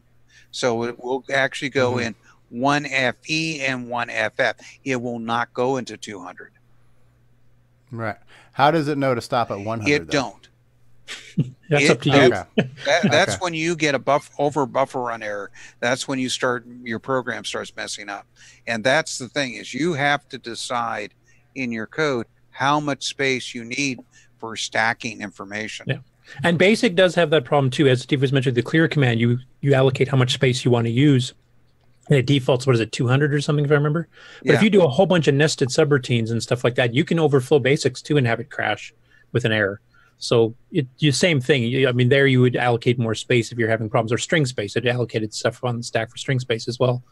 And it's the same thing here. It's just a little bit more manual on your side. You don't have BASIC doing some of the stuff for you, but you do have to keep track of it yourself. Okay. Let's move on to the next slide. Okay. The stack can also be used to save and restore registers. These are the like the A and B registers, the X register, and stuff like that. This is very handy if you are going to call some subroutine that's going to change the B register, but you want to make sure that you have a copy of itself. Now you could store it someplace off in memory, but you also have the option to push that information that's contained in the register onto the stack. And that is done with the push on system stack instruction, which is called PSHS. Boy, it's tough to say. But it basically copies the content of the register onto the stack. Now the pull does the exact opposite. It pulls it off the stack and puts it into the register. So it's a way to remember, like those plates that we had at the restaurant. Let's say that you had a plate that you wanted to save for a little bit later. You just put it on that stack of plates, and then when you come back later, you can take it off. And so that's exactly what you're doing. You're putting it on there. And then you can pull it off. Now, The one thing is you got to remember, you got to pull it off in the order that you push. And remember, the subroutines are also pushing on there too. So you don't want some idiot coming up in the buffet in between when you put the plate on that stack. Grab that plate off the stack before you come back. In other words, you're going to have to probably put a guard up there and make sure nobody takes your plate. In other words, you're going to have to keep track of it. So if you put information on the stack, you got to make sure you take the information off the stack in the order, and you got to be very careful about subroutines in the sense that you don't want to put something on the stack and have the subroutine try and pull the information off incorrectly, and then you pull it off. You can see there could be confusions. So you just got to be very guarded about how you put information on the stack and how you pull it off. Yep. Okay. Curtis, you want to add something there? I was just going to mention, like, for example, if you're calling a subroutine that's going to do some calculations, and let's say I need to use the X and the A and B registers to do this calculation, but when I come back from a subroutine, I want my answer in X only. I don't want A and B mucked around with. So you would do a push A, comma B, comma X, do your little fiddling calculations, and then you would do the pull, or you would pull D. Well, this is a bad, not the most optimal example, but I'd pull D off and then I'd replace D with whatever the value that I was wanting to return with, and then pull X to actually get the X back to where it originally had started with. There's a few other ways to do it. You can modify stuff on the stack too, but basically you would use it to try to preserve things that you want to keep from the subroutine if you have to use a bunch of registers to do whatever that subroutine does. I think our next slide will show a little bit more of what Curtis was talking about. DEFCON 3. Yeah. Hopefully it explains it better than I just did. Okay. Let's say it couldn't we're be going to any go worse. back to that example we had before where we're loading up the X register and we're using the B register to go through and figure out which one of these addresses in our table to jump to. Well, let's say that the B and the X register we want to save from wherever we're coming from, because we're going to use them to figure out the jump. So the first thing we do in our instruction is we push onto the stack the X and B register. This saves them onto the stack. Now we load up X. Hey, it doesn't matter. We've saved it. We can now use X, load it up with a list of our subroutines that we want to jump to, load up the B register with our which one these particular jumps we want to do a call to, multiply B times 2 by doing a logical shift to the left B, and then we do a JSR indirect B comma of X, which basically goes off and calls our routine. So when we get there, what's been pushed onto the stack is where to come back to. That routine does its work.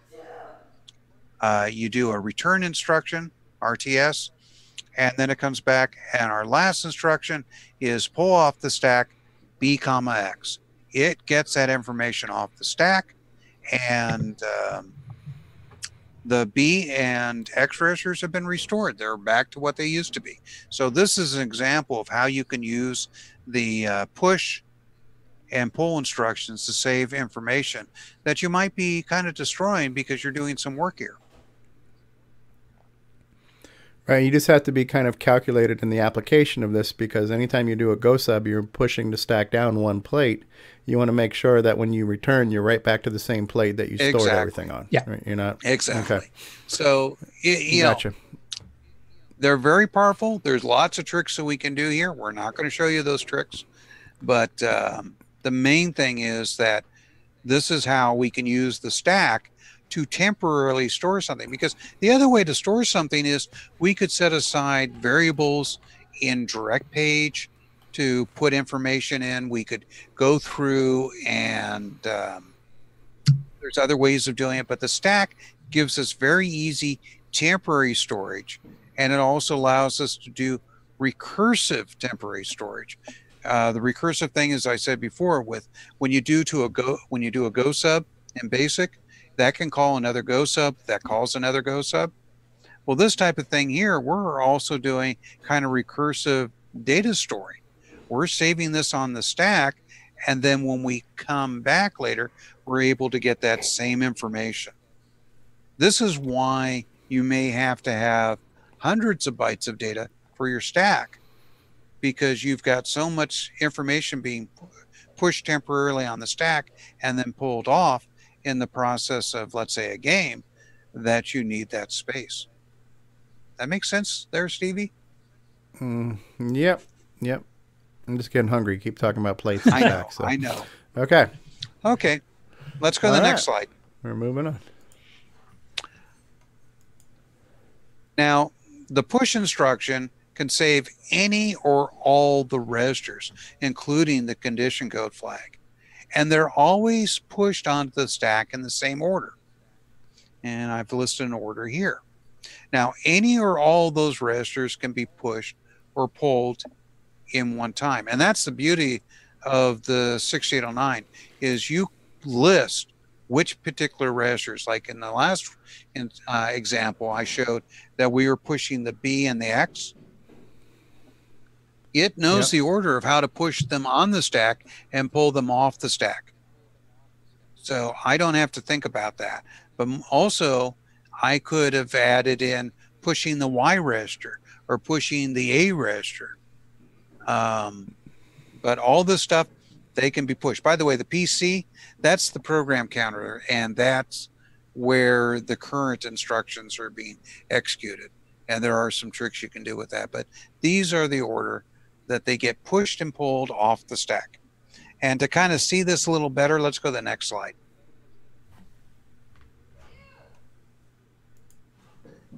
I've got a graphic for you to help kind of visualize a little bit better. Up at the top of all these different little squares, this is a representation of memory. And you see that FFFF, that's the highest point of memory. And down at the bottom, you got 0, 0, 0, 0. That's the bottom part of memory. And it shows how information is pushed on the stack, going from the top, working its way down, and then the same thing for pulling up the other way. And that's the order. It's simple. That's the way it works. It never changes the order. And then one of the beauties of the 6809 is that you can push and pull multiple registers in one instruction. And a lot of the other 8-bit CPUs, you had to push each one individually. So you'd have to like do a push A and a push X and a push Y type thing. And the 6809, you can just specify. And if you actually count the registers it's pushing or pulling, the maximum you can do is 8. So if you look at the actual instruction for push or pull, the second byte is the basically bit flags, and it's 1 bit per register. So CC is 1 bit, and A is 1 bit, and B is 1 bit. And you count that there's actually 8 registers that you can push and pull in a single instruction. And just to allude to something probably in a bit in the future here for advanced programming, is that's the basis of stack blasting, that you can have one instruction. That's what I was going to just cover. Yeah. Yeah, it basically, as you can see, there's multiple bytes being written and read at the same time. And that's why they use stack blasting to pull and push information into the computer's video memory a little faster than doing it a byte or two at a time. So I'm sure Simon's very familiar with that. Yeah. Anyways, now besides, I just went to the next slide. Perfect, because we need to move on. We don't want to hurt Stevie too much. Besides the system stack, there is also the user stack. This is a separate register. It's called U. Boy, they're so original with these names, aren't they? Anyways, the user stack works the same way as the system stack, but it's for pushing information that the user uses. It's a way to have a separate stack, separate from the system stack, where all these call to a subroutine get pushed. This one here could be separate data. So this is where you can have a buffer somewhere else in memory where you can push and pull information onto the stack and save it and like that. And by the way, OS 9 uses this extensively. Yep. Right? Every single data area that every single program, including the system process, actually uses user stack for pointing to where that is. Now Somebody in the chat room is asking, like, why would you just, like, he was kind of get ahead of it, but he was going, why would you just not use the user stack at all times? And there's a few specific reasons. One I will just mention here, we're probably not going to get into it in much detail until later, is that IRQs are all based on the hardware stack. So if you're getting an IRQ from an RS-232 card or something like that, you want to be able to access the system stack to be able to figure out, where the data from the RS-232 port is, or, where the IRQ happened, that type of thing. Yep. And by the way, this beginning of system stack, user stack, well, the user stack, only the user in later processors could access. The system stack was not allowed by user programs. And this is part of trying to make it so that computers are more secure. Because trust me, when they're developing the original processors, security was not an issue, not a concern. They didn't put much in there. This system and user stack that you see in the 6809 is the first inkling of trying to get some sort of security. In the 68000, there was more security. Later, 8086 based processors like the 386, 486 got more security. And they've been trying to write more security into the processors as we've been going along. So yeah. This is the beginning of a true computer processor. And as far as I remember, the 689 was the very first CPU that had the user stack as a separate stack, correct? Like 652, they only had the system stack, so you always had to mix and match between your stuff and the CPU stuff. Exactly. But anyways, this U register can be used for this user stack if you want, and it makes extensive use in OS 9. I have to admit, in my video games, I never used it as a user stack. I used it as a regular 16-bit pointer, just like the X and Y registers, and it always pointed to my data structure of the particular object that I was working on. And that will definitely be something that will be coming up in later sessions of this series. But let's see. Let's go to the next slide. Which I think is the last slide. Okay. Now, we briefly touched on addressing modes with the jump and the jump to subroutine instructions. Next time, we're going to be covering the powerful 6809 addressing modes. And there's a lot of them, and they all make sense, and they're really powerful. And there's one instruction that goes with it that will make no sense at first, but it'll kind of like the light bulb will come on. It's called load effective address, the LEA instruction. And yes, definitely tune in next time to watch Stevie's head hit DEFCON 1.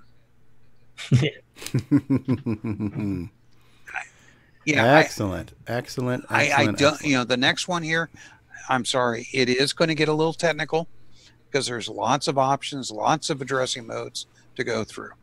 Yeah, and it's also one of the reasons the 6809 was the most powerful 8-bit CPU. Yep. Change my mind. Right. So yeah. And one thing, and the way they've set up the 6809, one of the things I've always said, with a lot of CPUs, it was a lot of work trying to figure out how to do something. The 6809 was the first one I ever used that had the aspect where there was multiple ways to do it. They just came up with lovely different ways, and you just had to find the one that worked best for you in that situation. Excellent. Excellent. Well, thank you for another great segment. Bruce, before I forget, and while you're still here, we do need to show off your latest CoCo Forever teaser, right? Sure. Is there anything you need to use to talk this up, or we just play it and let it run? It's just announcing another episode is ready to go. So.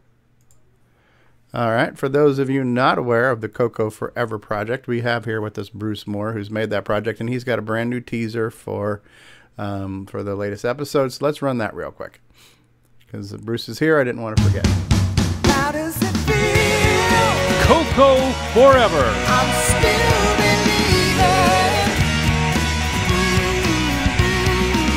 I haven't seen any of the other retro or even modern communities try to pull off something like this. This is unique. Next to the Switcheroo, the hottest selling CoCo product of 2018. Episode 7 of 9. Control Break. Chuck Anders must find a way to reverse the changes to the timeline, or the entire world goes up in flames. CoCoForever.gracenote.ca.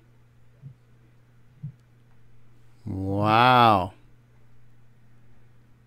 We don't want the entire world going up in flames, do we? No, otherwise David Ladd has to come and rescue it all again. Yeah, that's it. I have a question for you, Bruce. All right, well, Bruce, how far along? Like, I'm still of that mindset that I want to pull the trigger when the whole thing's released so I can binge the whole thing. How far away are we from having the complete series? Well, this is number 7 of 9, not like Star Trek, but not a bad tie-in. Yeah, so this is episode 7. 9 is the final episode. I mean, it's cool. So we're roughly 2 episodes away, right? I think he's looking for a time frame. Time frame? Yeah. Well, what can I say? I soon. I'm chipping away at it. 8's almost ready. 9's just gonna take a little. I gotta finesse it a little bit more because it wraps everything up. So let's say, what is it? September 29 now. I would think the whole thing should be done before when's Tandy Assembly? November something. November, yeah. I would think by Halloween, probably I should be able to have the whole thing done. Okay, that's when I'm pulling the trigger. Okay, awesome. Halloween-ish. Yeah, there we go. There you go. Halloween-ish. We started in springish. We might finish by fallish. I had a quick question for you, Bruce. As you've been going through and recording it and doing everything, has the plot changed from your original guidelines a bit, or like has it adapted as you've gone through and thought of things, or has it basically been following the same script you originally came up with? The very final piece, the final bit of dialogue has changed. Yeah, so there's been a small change at the end. As I got right up to the end, it was like, yeah, this isn't quite pulling it all together, and I got a broader view of it, the whole thing, and so I did actually change one piece at the end, but otherwise it's essentially stayed the same. Okay, so you're going to be like a DVD and have an alternative endings version of the last episode too, with the original, or? No, I hadn't really thought about that, but I definitely want to get everybody on the credits. I want to have a really nice credit roll, trying to list absolutely everybody who contributed. So cool. Maybe there'll be something after the credits. Then we can get David Ladd in a bathrobe. If we're lucky. Jesus! So there went your sales. Sorry. Are you? up. No, I'm still here. No, are you going to do a T-shirt or anything, or a mug? I could. I think it'd be a good idea to do a T-shirt. I would definitely buy another one. Oh, okay. I will look into that. Thanks, Greg. No problem. Hey, I gotta say, episode 7. I mean, there's a couple of great guest appearances there, and Greg is one of them. You really want to check out. Ooh, that ought to get the boost the sales right there. More Greg. All right. Well, we're coming up on 2 hours, and I do want to try to make today's show a little bit shorter because I do need some rest, and hopefully we can do a second show tonight. So how about we take a quick break, and then we'll come back. We'll have some follow-up discussions on the assembly segment, questions, comments, add-ons, and then we'll see how it goes from there. So we'll be right back, folks. Hi, this is Sean Wheatley, and you're listening to CoCoTALK with the original gamer, Steve Bjork.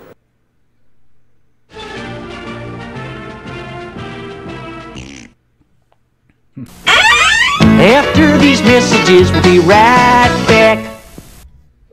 CoCoTALK is brought to you in part by Placeblex Dietary Supplement. Placeblex, we think it works, so will you.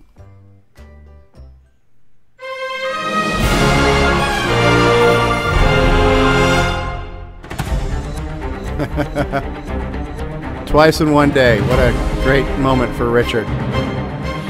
Value added. Yes.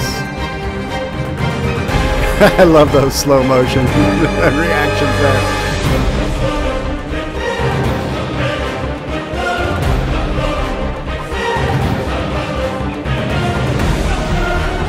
Johnny Knoxville is the name I was thinking of there.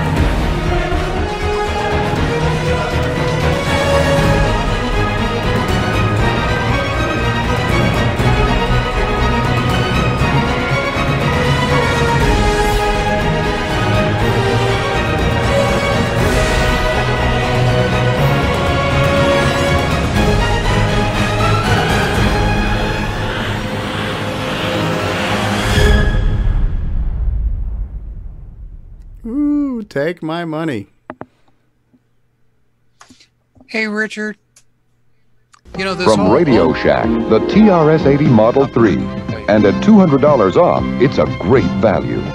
Select from Radio Shack's huge program library to aid your children's education, plan your personal and household budgets, or to entertain with fast-action games. You can even learn to write programs. The TRS-80 Model 3, on sale for $7.99, only at Radio Shack and Radio Shack Computer Centers, the computer experts. Sorry about that, no, Steve. no, Go no. ahead. I was just, looking at what's been happening with the Boomerang board. Did you have a feeling that you should name it Boomerang? Because they keep coming back for you for upgrades. Where is Richard still here? Yeah. I think we lost Richard. He's not here. Yeah. We lost Richard. He But that's boomeranged the back thing. to where he came from. Yeah, I will say one thing as a hardware developer, he comes up with good ideas, but he doesn't leave the people who bought his product out in the lurch. I don't know how many times I bought something and then, gee, version 2 just came out and I'm stuck.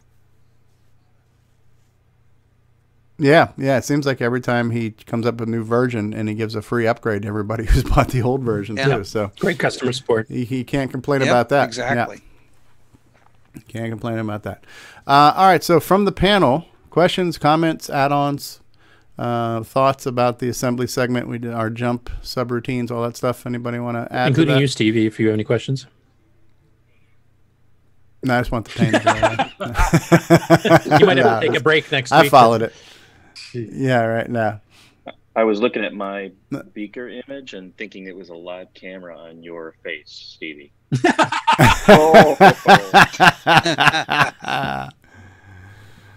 Yeah.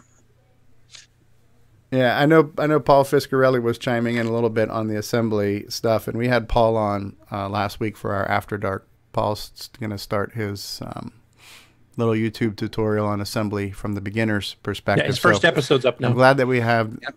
Yeah, oh, great. So, Paul, let me... Paul, you are a moderator, so if you want to post a link to your YouTube channel or to your latest video, Paul, go ahead and put that in the live chat. Yeah, I'm glad that this content is out there for people. I hope it's going to spark some interest. It seems like the assembly series definitely has some interest from people. I have a number of people saying, can I get the slides? Can I get a copy of the slides and stuff like that? So I try to remind people that we will be taking these segments and editing them out into their own standalone series. So the assembly series itself will run as a standalone series. We'll just strip it out of the episodes of CoCoTALK that it was in. That sounds like a lot of work. Not really. You just little cut off both sides and save it as a new file. Just a little bit, not a lot. So yeah, there's more content coming. Paul Fiscarelli. Okay, so he just posted his link to his latest one, which is great. So Paul's going to have a series. We have Steve Bjork series here. I'll be starting my own assembly series, hopefully in the very near future. So hopefully as we all learn and share, and Bruce Moore, you've been doing quite a bit, right? You've been hybriding in assembly with Basic 09 and Basic and things like that. Yeah, I've been doing a lot lately and really looking forward to these presentations to fill in the gaps. The stack is something that back in the day I had no clue about, and I'm just starting to get a clue now, so I'm really appreciating this. Just remember, it's like being at Golden Corral. You just push a plate, you push a plate, you pull a plate, right? Okay. So you don't have those. Got to be careful. Yep. Otherwise you end up with broken plates. Simon's posted a recent video too of one of his little demos where he's playing music and animating a bunch of stuff in assembly. too. So we always appreciate. What are you shaking your head for? Yes, you did. I saw it. No, it's basic. Basic. Oh, it's in basic. Is that 2-layer basic? Yeah. Salvador Garcia says that 2019 will be the year of the 6809 assembly courses. Yeah. So yeah, now they're coming. One thing they're is coming. that Paul and I have decided that we're going to be using the same assembler, so that will help a little bit when it comes to writing the code, and we're getting close to that. We're I think we got about 2 more lessons on the foundations of the instructions. Next week being the real biggie, which is the addressing modes. And then there's the loose end instructions, the ones that really don't fit in a category. And as far as stuff to do with interrupts and other technical hardware stuff like that, that's going to be definitely done much later in lessons, because I don't want Stevie to have too many episodes where it's DEFCON 1. Yeah, because we already know he'll just shut the show down if it gets too. Press the button, Frank. Maybe I should be hosting next week then, just to make sure that doesn't happen. Not a bad idea. Yeah, we're probably a couple weeks away from actually sitting down and writing code. And part of what I'm looking at here doing is coming up with a very basic game in assembly for Stevie basically to code. And that game will be available, the entire source code. People will be able to download it and put it on their own CoCo and work along with us. That's cool. It'll probably end up being something like Pong. And maybe the next one we do will be Breakout. But just very, very, very simple games. And eventually we'll get up to something more elaborate. But, just... Yeah. That's cool. That's kind of how the games in the arcade started too, like Pong being one of the earliest arcade games and Breakout. So it's kind of following video game evolution as well. So yep. Yeah, it was Steve Wozniak that made Breakout use only about 100 chips, where the original design was looking at 400. Wow. Yeah. He was the master of cost reduction, right? Part reduction. So, and people still curse some of that stuff in the Apple today. Yeah. I was going to say something. No, but I mean, honestly, we have so many people who are like this series that Steve Bjork is doing, and the fact that he's going to teach us from the ground up how to make a video game. That's so great. The fact that we have people like Simon who are making all these cool demos and showing us those source codes, and now Paul Fiscarelli, and we've had Glenn Hewlett. So many people have been doing blogs on assembly. And sharing that journey, optimizing assembly. The list goes on. I can't remember everybody's name who's done it. So the resources are out there. And I know we had that discussion, I think, last week. We would like to have more software.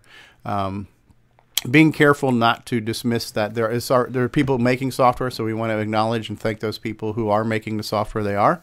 But we always want more, right? That's our human nature. We want more software. We want more games. We want more and more and more. So hopefully this content that's being produced on helping people pick up the programming mantle might inspire and help some people get her done. And, I'm looking forward to that.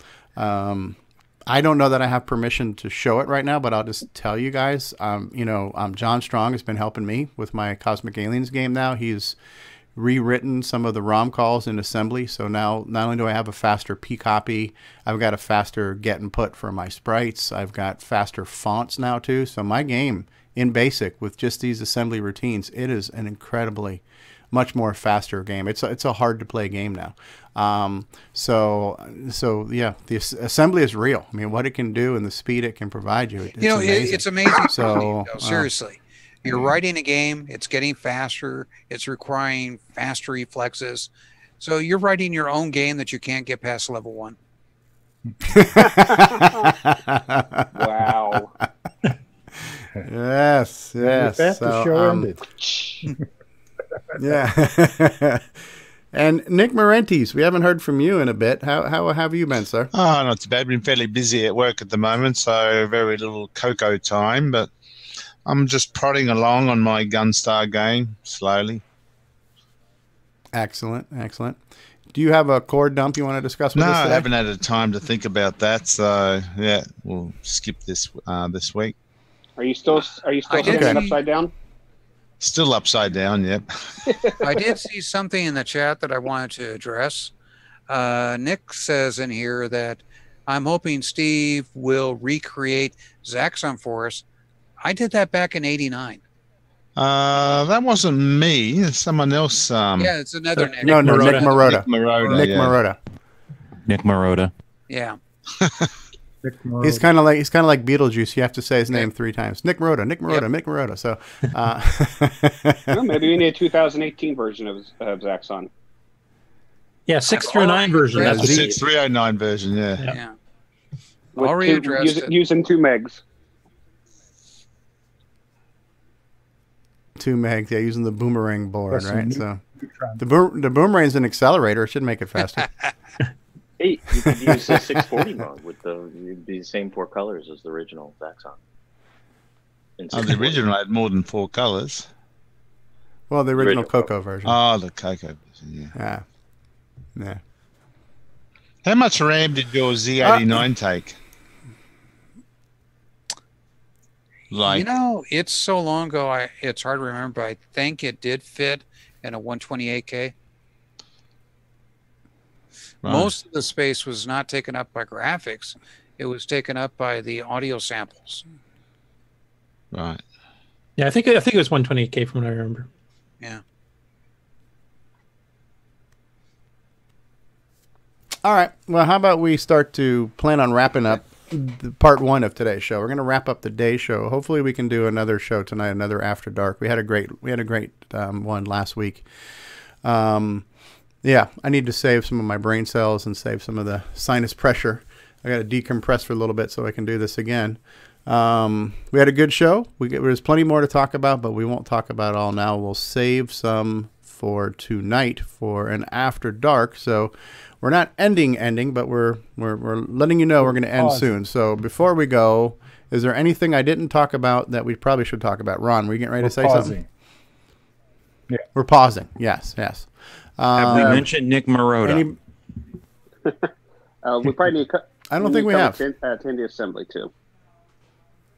We need to cover Tandy Assembly. Well, we know. Let me find the website. I can get one of those free Harbor Freight tarps, and we can cover it with that. I want to rent a C5 Galaxy and bring my stuff over there. A C5 Galaxy? You know, the big jet. The front end huge cargo jet? Down. Yeah. Yeah, just to pick up everything from the auction. Right. So the date hasn't changed, right? November 10th and 11th in Springfield, Ohio. Let's see if we have any new exhibitors that we haven't covered already. Eric Dittman, TRS-80 Clones. I think that's a new addition. CocoMan.biz. Jason is going to be there. There goes the show. Digital Dino. There goes the show. Eric Canales. Okay. Paul Fiscarelli. Yay. Neil Blanchard is going to be here. Jim O'Keefe. Retro Innovations. Cloud9. Peter Bartlett. Yeah. So we have a few more exhibits. Do we have any more speakers mentioned as of yet? Stuart Chaffee, Arno Puter, and Sasha Haberling. They spoke last time. It was a good speech. Thomas McLaren. Arthur A. Gleckler, One Kid's Weird Journey into Software. Jim McGinley, TRS-80 Games. Do you guys recognize the name Jim McGinley? No. Not ringing a bell. Okay. Well, Glecker, I do. He wrote the last Big 5 software program, Weird, I think it's called. So One Kid's Weird Journey into Software. He's a game programmer for the TRS-80. Yeah. Excellent. You know, back in the day, I caught the guy that started Big 5 Software digging through my dumpster bin behind my office looking for source code listings. Him and I were in competition back then. Was this during Datasoft days or pre-Datasoft? Oh, this is way before Datasoft. This is like 1979, 1980, somewhere in that time frame. Gotcha. I think Chad had to leave, Nick's neighbor, but he was asking a question about something. So let's just talk real quick. And it's kind of a joke, and I always try to make a joke out of everything. But so last week we had on our 2 different episodes a couple of different copyright strikes, and it's interesting how YouTube does things. And at the core of this mechanism, I believe the intent is fairly good. We want to protect people's content from being misused by other people. So at that core, I agree with that. And as a content creator, I agree with, hey, if I'm making a show, I would like people not to use my show on their show without my permission, you know, so on. So that part I agree with. But what I don't like is how YouTube's just arbitrarily, if a company, if a corporation says, hey, there's content in small-time person's video, and I now claim copyright to that content, well, then that small-time person, they have lost access to their own video. That's the part that I have a problem with, right? So if you know, if I aired something and YouTube doesn't like it, well, I would like the ability to say, okay, my bad. Let me go ahead and download my video. Let me edit out that material, and I'll just repost it minus the material that YouTube didn't like me showing. YouTube doesn't let you do that. And so that's it. So I think Chad thought I was getting banned from YouTube or something like that. It's not really a ban, but what it is it's just, it's an inability for the person who created a video to have access to their own video. And that part I do have an issue with. I don't have an issue with trying to defend copyright from this kind of unilateral situation, but I do have an issue with, okay, but now you can no longer download your own video. That part I don't like. I also have a problem with, you know, if I have a 2-hour show and there's 30 seconds of content they don't like, well, I can't monetize the other, you know, 1 hour, 59 minutes and 30 seconds of my show. I can't monetize the entire show because of 30 seconds of content. There's just no flexibility. It's a very tight regime in how they do this, and it's just a pain in the ass. So basically what I had to do with, at least with the After Dark, because Chad had asked us to show off some of these videos, you know, kids react to old computers, and we showed it off, and that's fine. It was okay. But those videos prevented me from being able to download the episode, and I usually take those downloads so I can make the podcast. I just download the video, I strip out the audio, I make the podcast. And I used to always create a local recording, and I stopped creating the local recordings because we haven't had any issues. But every now and then we have this issue. Now, I also have backup places because I'm multi-stream. I can download from Twitch. I can download from Mixer. So I've got other sources to get my content back. But I have a personal issue with this all or nothing approach that they have. And at the end of the day, it just slows me down from getting out my podcast. And like I say, I agree with some of it, but I don't agree with this whole totalitarian approach that, you know what, that one clip means you can't have your video back, you know. So but listen, that's their world, and we're just visiting it, so I can't control all that. But just to let you guys know, you know, when I mentioned that we had some copyright strikes, it's just, it is what it is, you know. So and so the After Dark got edited and then republished to YouTube, so that those clips that they didn't like, they're gone. But it was just a long process for me to get to be able to do that. But yeah, so I'm not banned from YouTube. Obviously, I'm here streaming, you know, stuff like that. So do they have a 30-second rule, kind of like, you know, fair use is for, you know, newspapers and magazines and stuff? Do you know? No.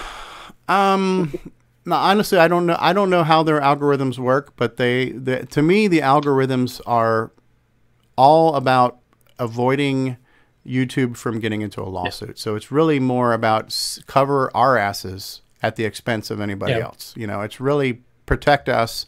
It's not, and really, it doesn't feel like it's content creator friendly, because I'm just this little guy here trying to make a show.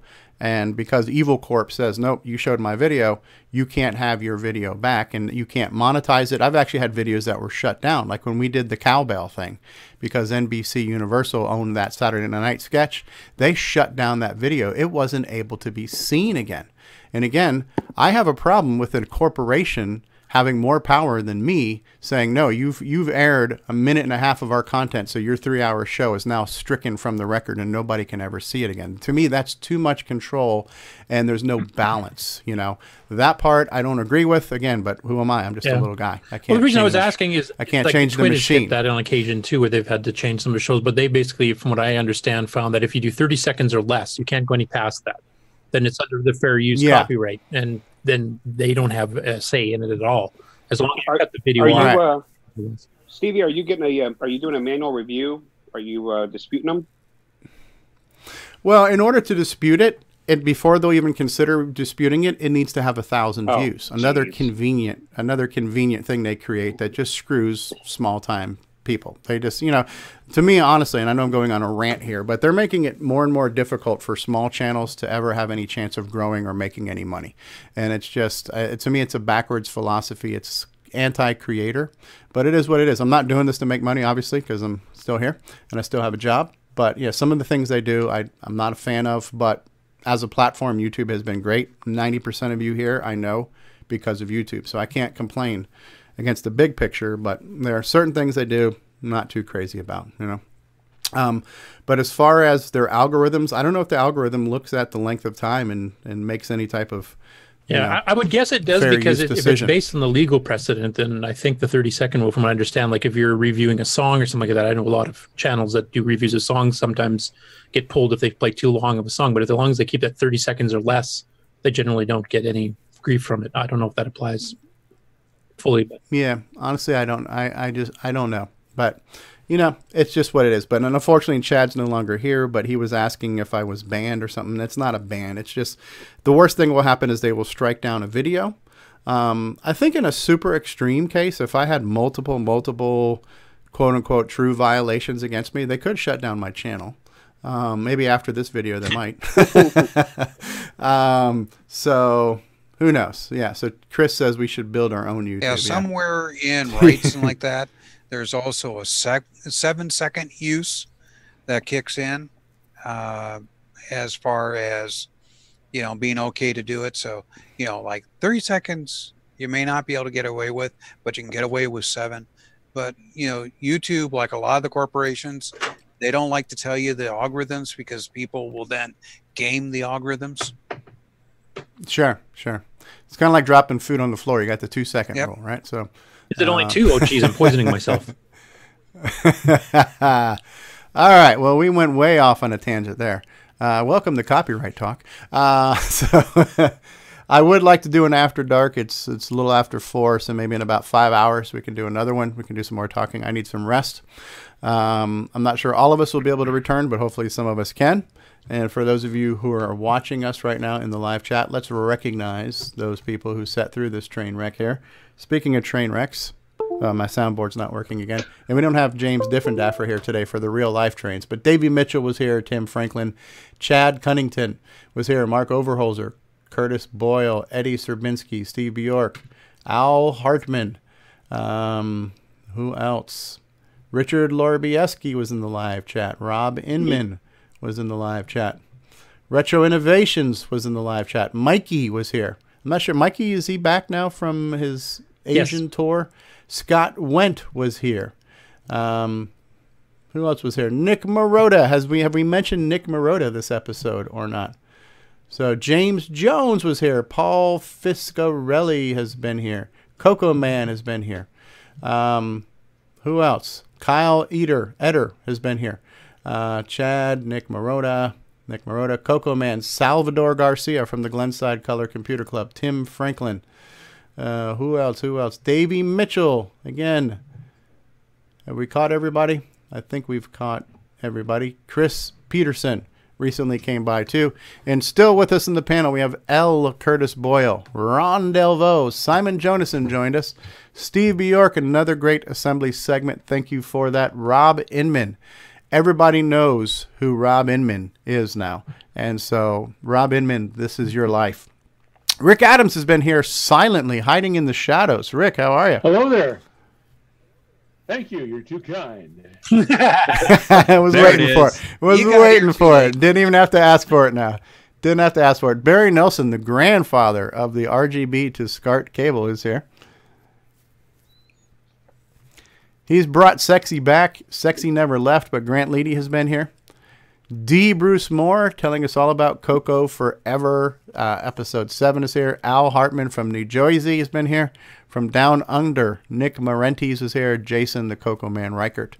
I have been your host for this show, Stevie Stroh, and I still don't have any sound on my soundboard. Your train wreck conductor, that's what I call it. Train wreck conductor. I've been the conductor of this train wreck. So we're going to play us out with some closing credits here and give you another chance to reflect on any other closing thoughts, and then hopefully we'll be back later tonight. Simon Jonathan. Did I mention Simon Jonathan? The Madman was here too. Did I mention Simon? I'm mentioning Simon now.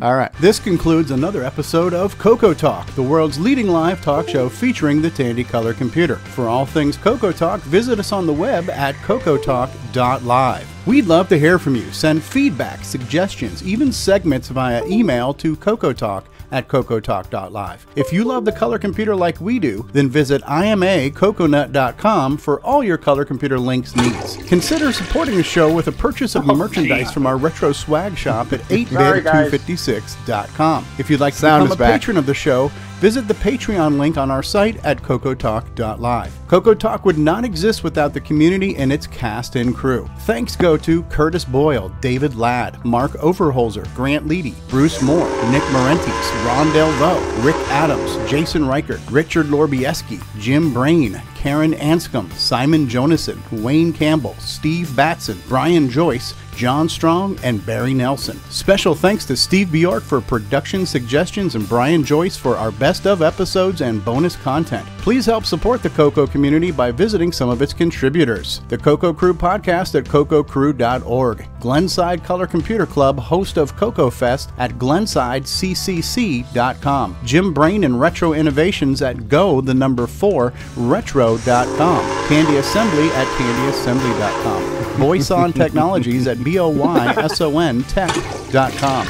Get your own switcheroo at CocoMan.biz and Cloud9 Technologies at Cloud9Tech.com. CoCoTALK is hosted by Steve Strobridge, co-hosts, technical directors, segment hosts, and producers Curtis Boyle, David Ladd, Grant Leighty, Mark Overholzer, Ron Delvaux, and Jason Reichert. Production motivation, Steve Bjork. The CoCoTALK theme song is copyright 2008 by D. Bruce Moore and Greg Schalar. Mixed, mastered, and produced by D. Bruce Moore. CoCo forever, people. And let's not forget a very special thank you to Roger Taylor for getting us on the CoCo TV channel on Roku.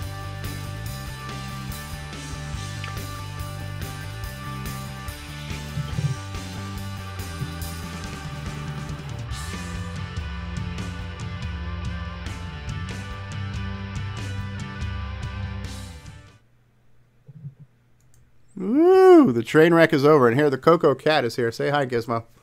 Your audience is watching. So I got Uranus on because it's the end of the show. Whoa, that's the other end. That's right. Oh, hello, Curtis. Oh, there's Curtis my anus. Boyle did it. I didn't realize my anus was blue like a baboon. I better get that checked. Episode now. Oh my! I need some Tux medicated pads or something there. So. And how does Ron have Uranus? People share their programs. Too much.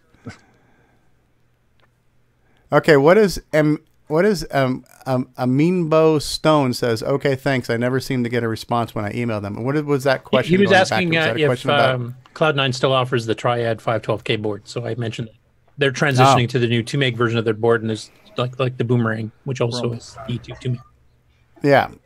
And, Richard Lorbieski on our show has the Boomerang 2 meg board for only $49. There you go. So you guys all caught up there? All right, good.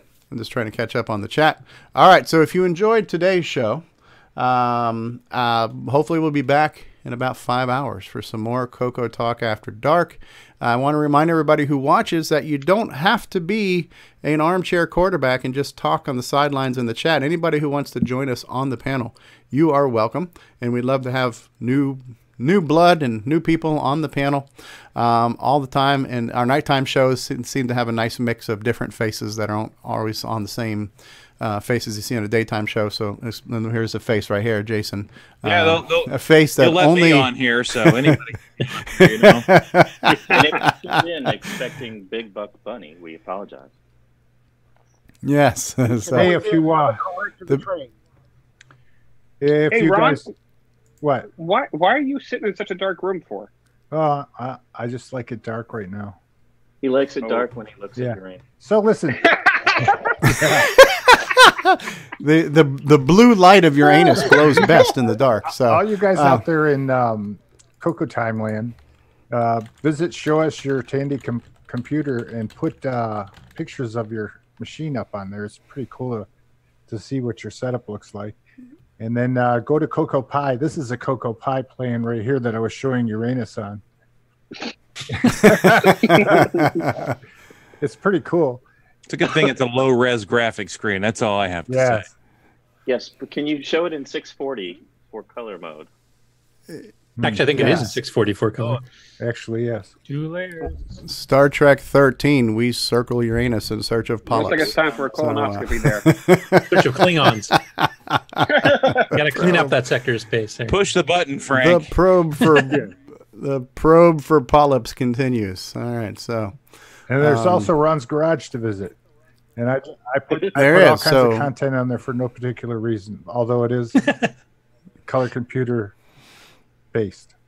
Generally. Well, there is a reason, because without you, Facebook would have suffer a severe content deficit. So Ron Delvaux keeps the Facebook machine fed with it wasn't content. me that did the 50 million people thing.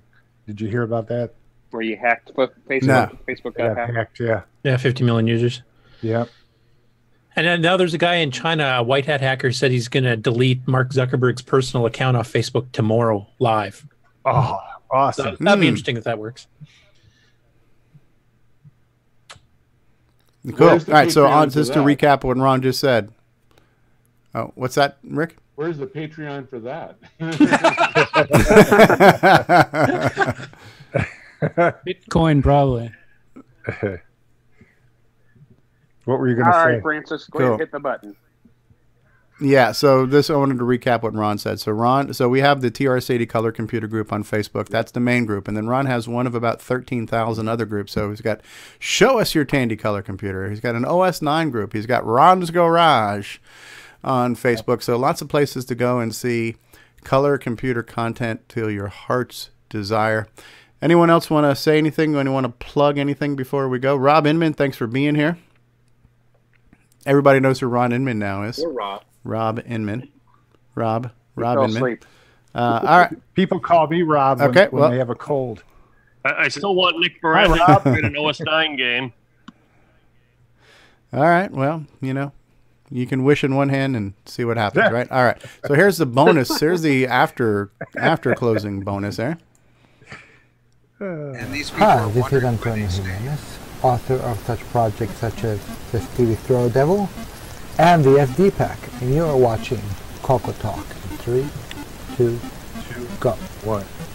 I'm behind you making faces. Okay. you have a script? You're rolling, Curtis. You say whatever the hell you want to say. Well, give me some kind of guideline. Hi, this is Curtis Boyle. Hey, this is Eric, and you're listening to CoCoTALK. All right, we're rolling. You say whatever you want to say, David. Keep making faces at him. Nation, world, sweetie. Weekly, Tandy Computer. Something like that. Hi, I'm Tim. Playing Daggerith like that idiot from the book. You're watching CoCoTALK.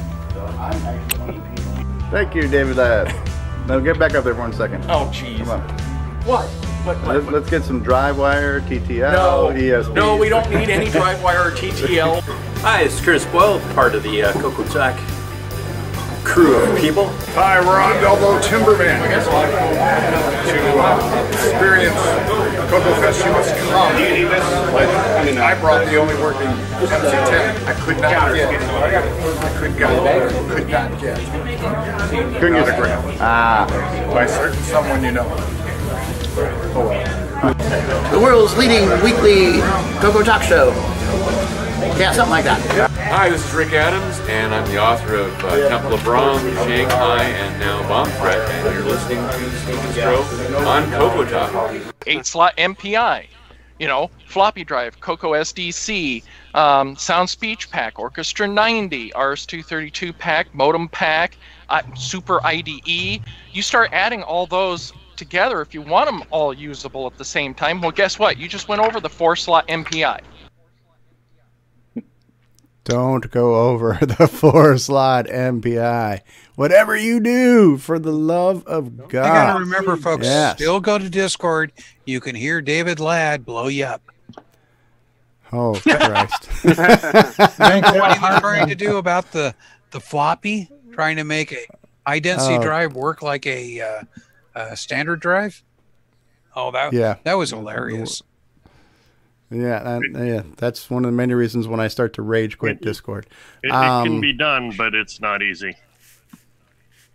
Hey, Rob Inman, since this is your first time being on the big show, what was it like? What was it like being on the show versus watching the show? It was. I had to wear pants. Says who? I didn't have to. Yeah, I'm doing it all wrong then. And I realized that I prepared so much for my introduction that I had no idea what to respond with when you actually started talking to me. So next time I will think about what I'm going to do after the beginning. Okay. You got Rick Adams back there with his CoCoTALK LED panel, looking good. So yeah, everybody here is welcome to join us on After Dark. And as Steve Bjork mentioned, we're on Discord all the time. There is a link to our Discord server in the description of this video. Strongly encourage you to join Discord and join the discussions where we didn't cover a lot of news today. Maybe we'll get to some tonight, but there's a lot of buzz going on in the Facebook group right now. There's some people developing some games. There's people asking questions about CoCo hardware and sound options and ways to optimize code. I can't remember the guy's name, but he's been posting a lot of videos about wanting to make a game for the CoCo 3. He's showing code samples of scrolling and all kinds of stuff. So there's people who are sharing and asking questions to the Facebook group, and I certainly don't want to do this divide the community thing. But what I would say is that in Discord, at least the conversations are slightly organized. So there is an assembly channel. And I know Bruce Moore has been posting questions there and getting those questions answered. And there are people who are on there all the time where, Facebook is not necessarily a real-time feedback, where you have closer to real-time feedback in Discord. So if you're looking to develop something or you just want to be a fly on the wall and see what other people are talking about, Discord's a great place to hang out with your friends as well as get answers to questions and collaborate and things like that too. And again, not trying to say ban Facebook and don't go to Facebook. I think we all kind of coexist and complement each other. But if you need something a little bit more timely, responsive, you might a little bit more timely. You might want to try Discord. All the cool kids are doing it. So and even me. All right, we're gonna push the button, Frank. But we'll be back hopefully later tonight. Thank you all for being here on the panel. Thank you all for watching. God bless you. Thank you. You're too kind. And good night, Push the everybody. button, Francis. Roger Taylor was here too. Yeah, we cannot forget Roger Taylor was here. Thank you, Roger Taylor. All right, bye-bye, everybody. Bye-bye. He was Coco Tower in the live chat.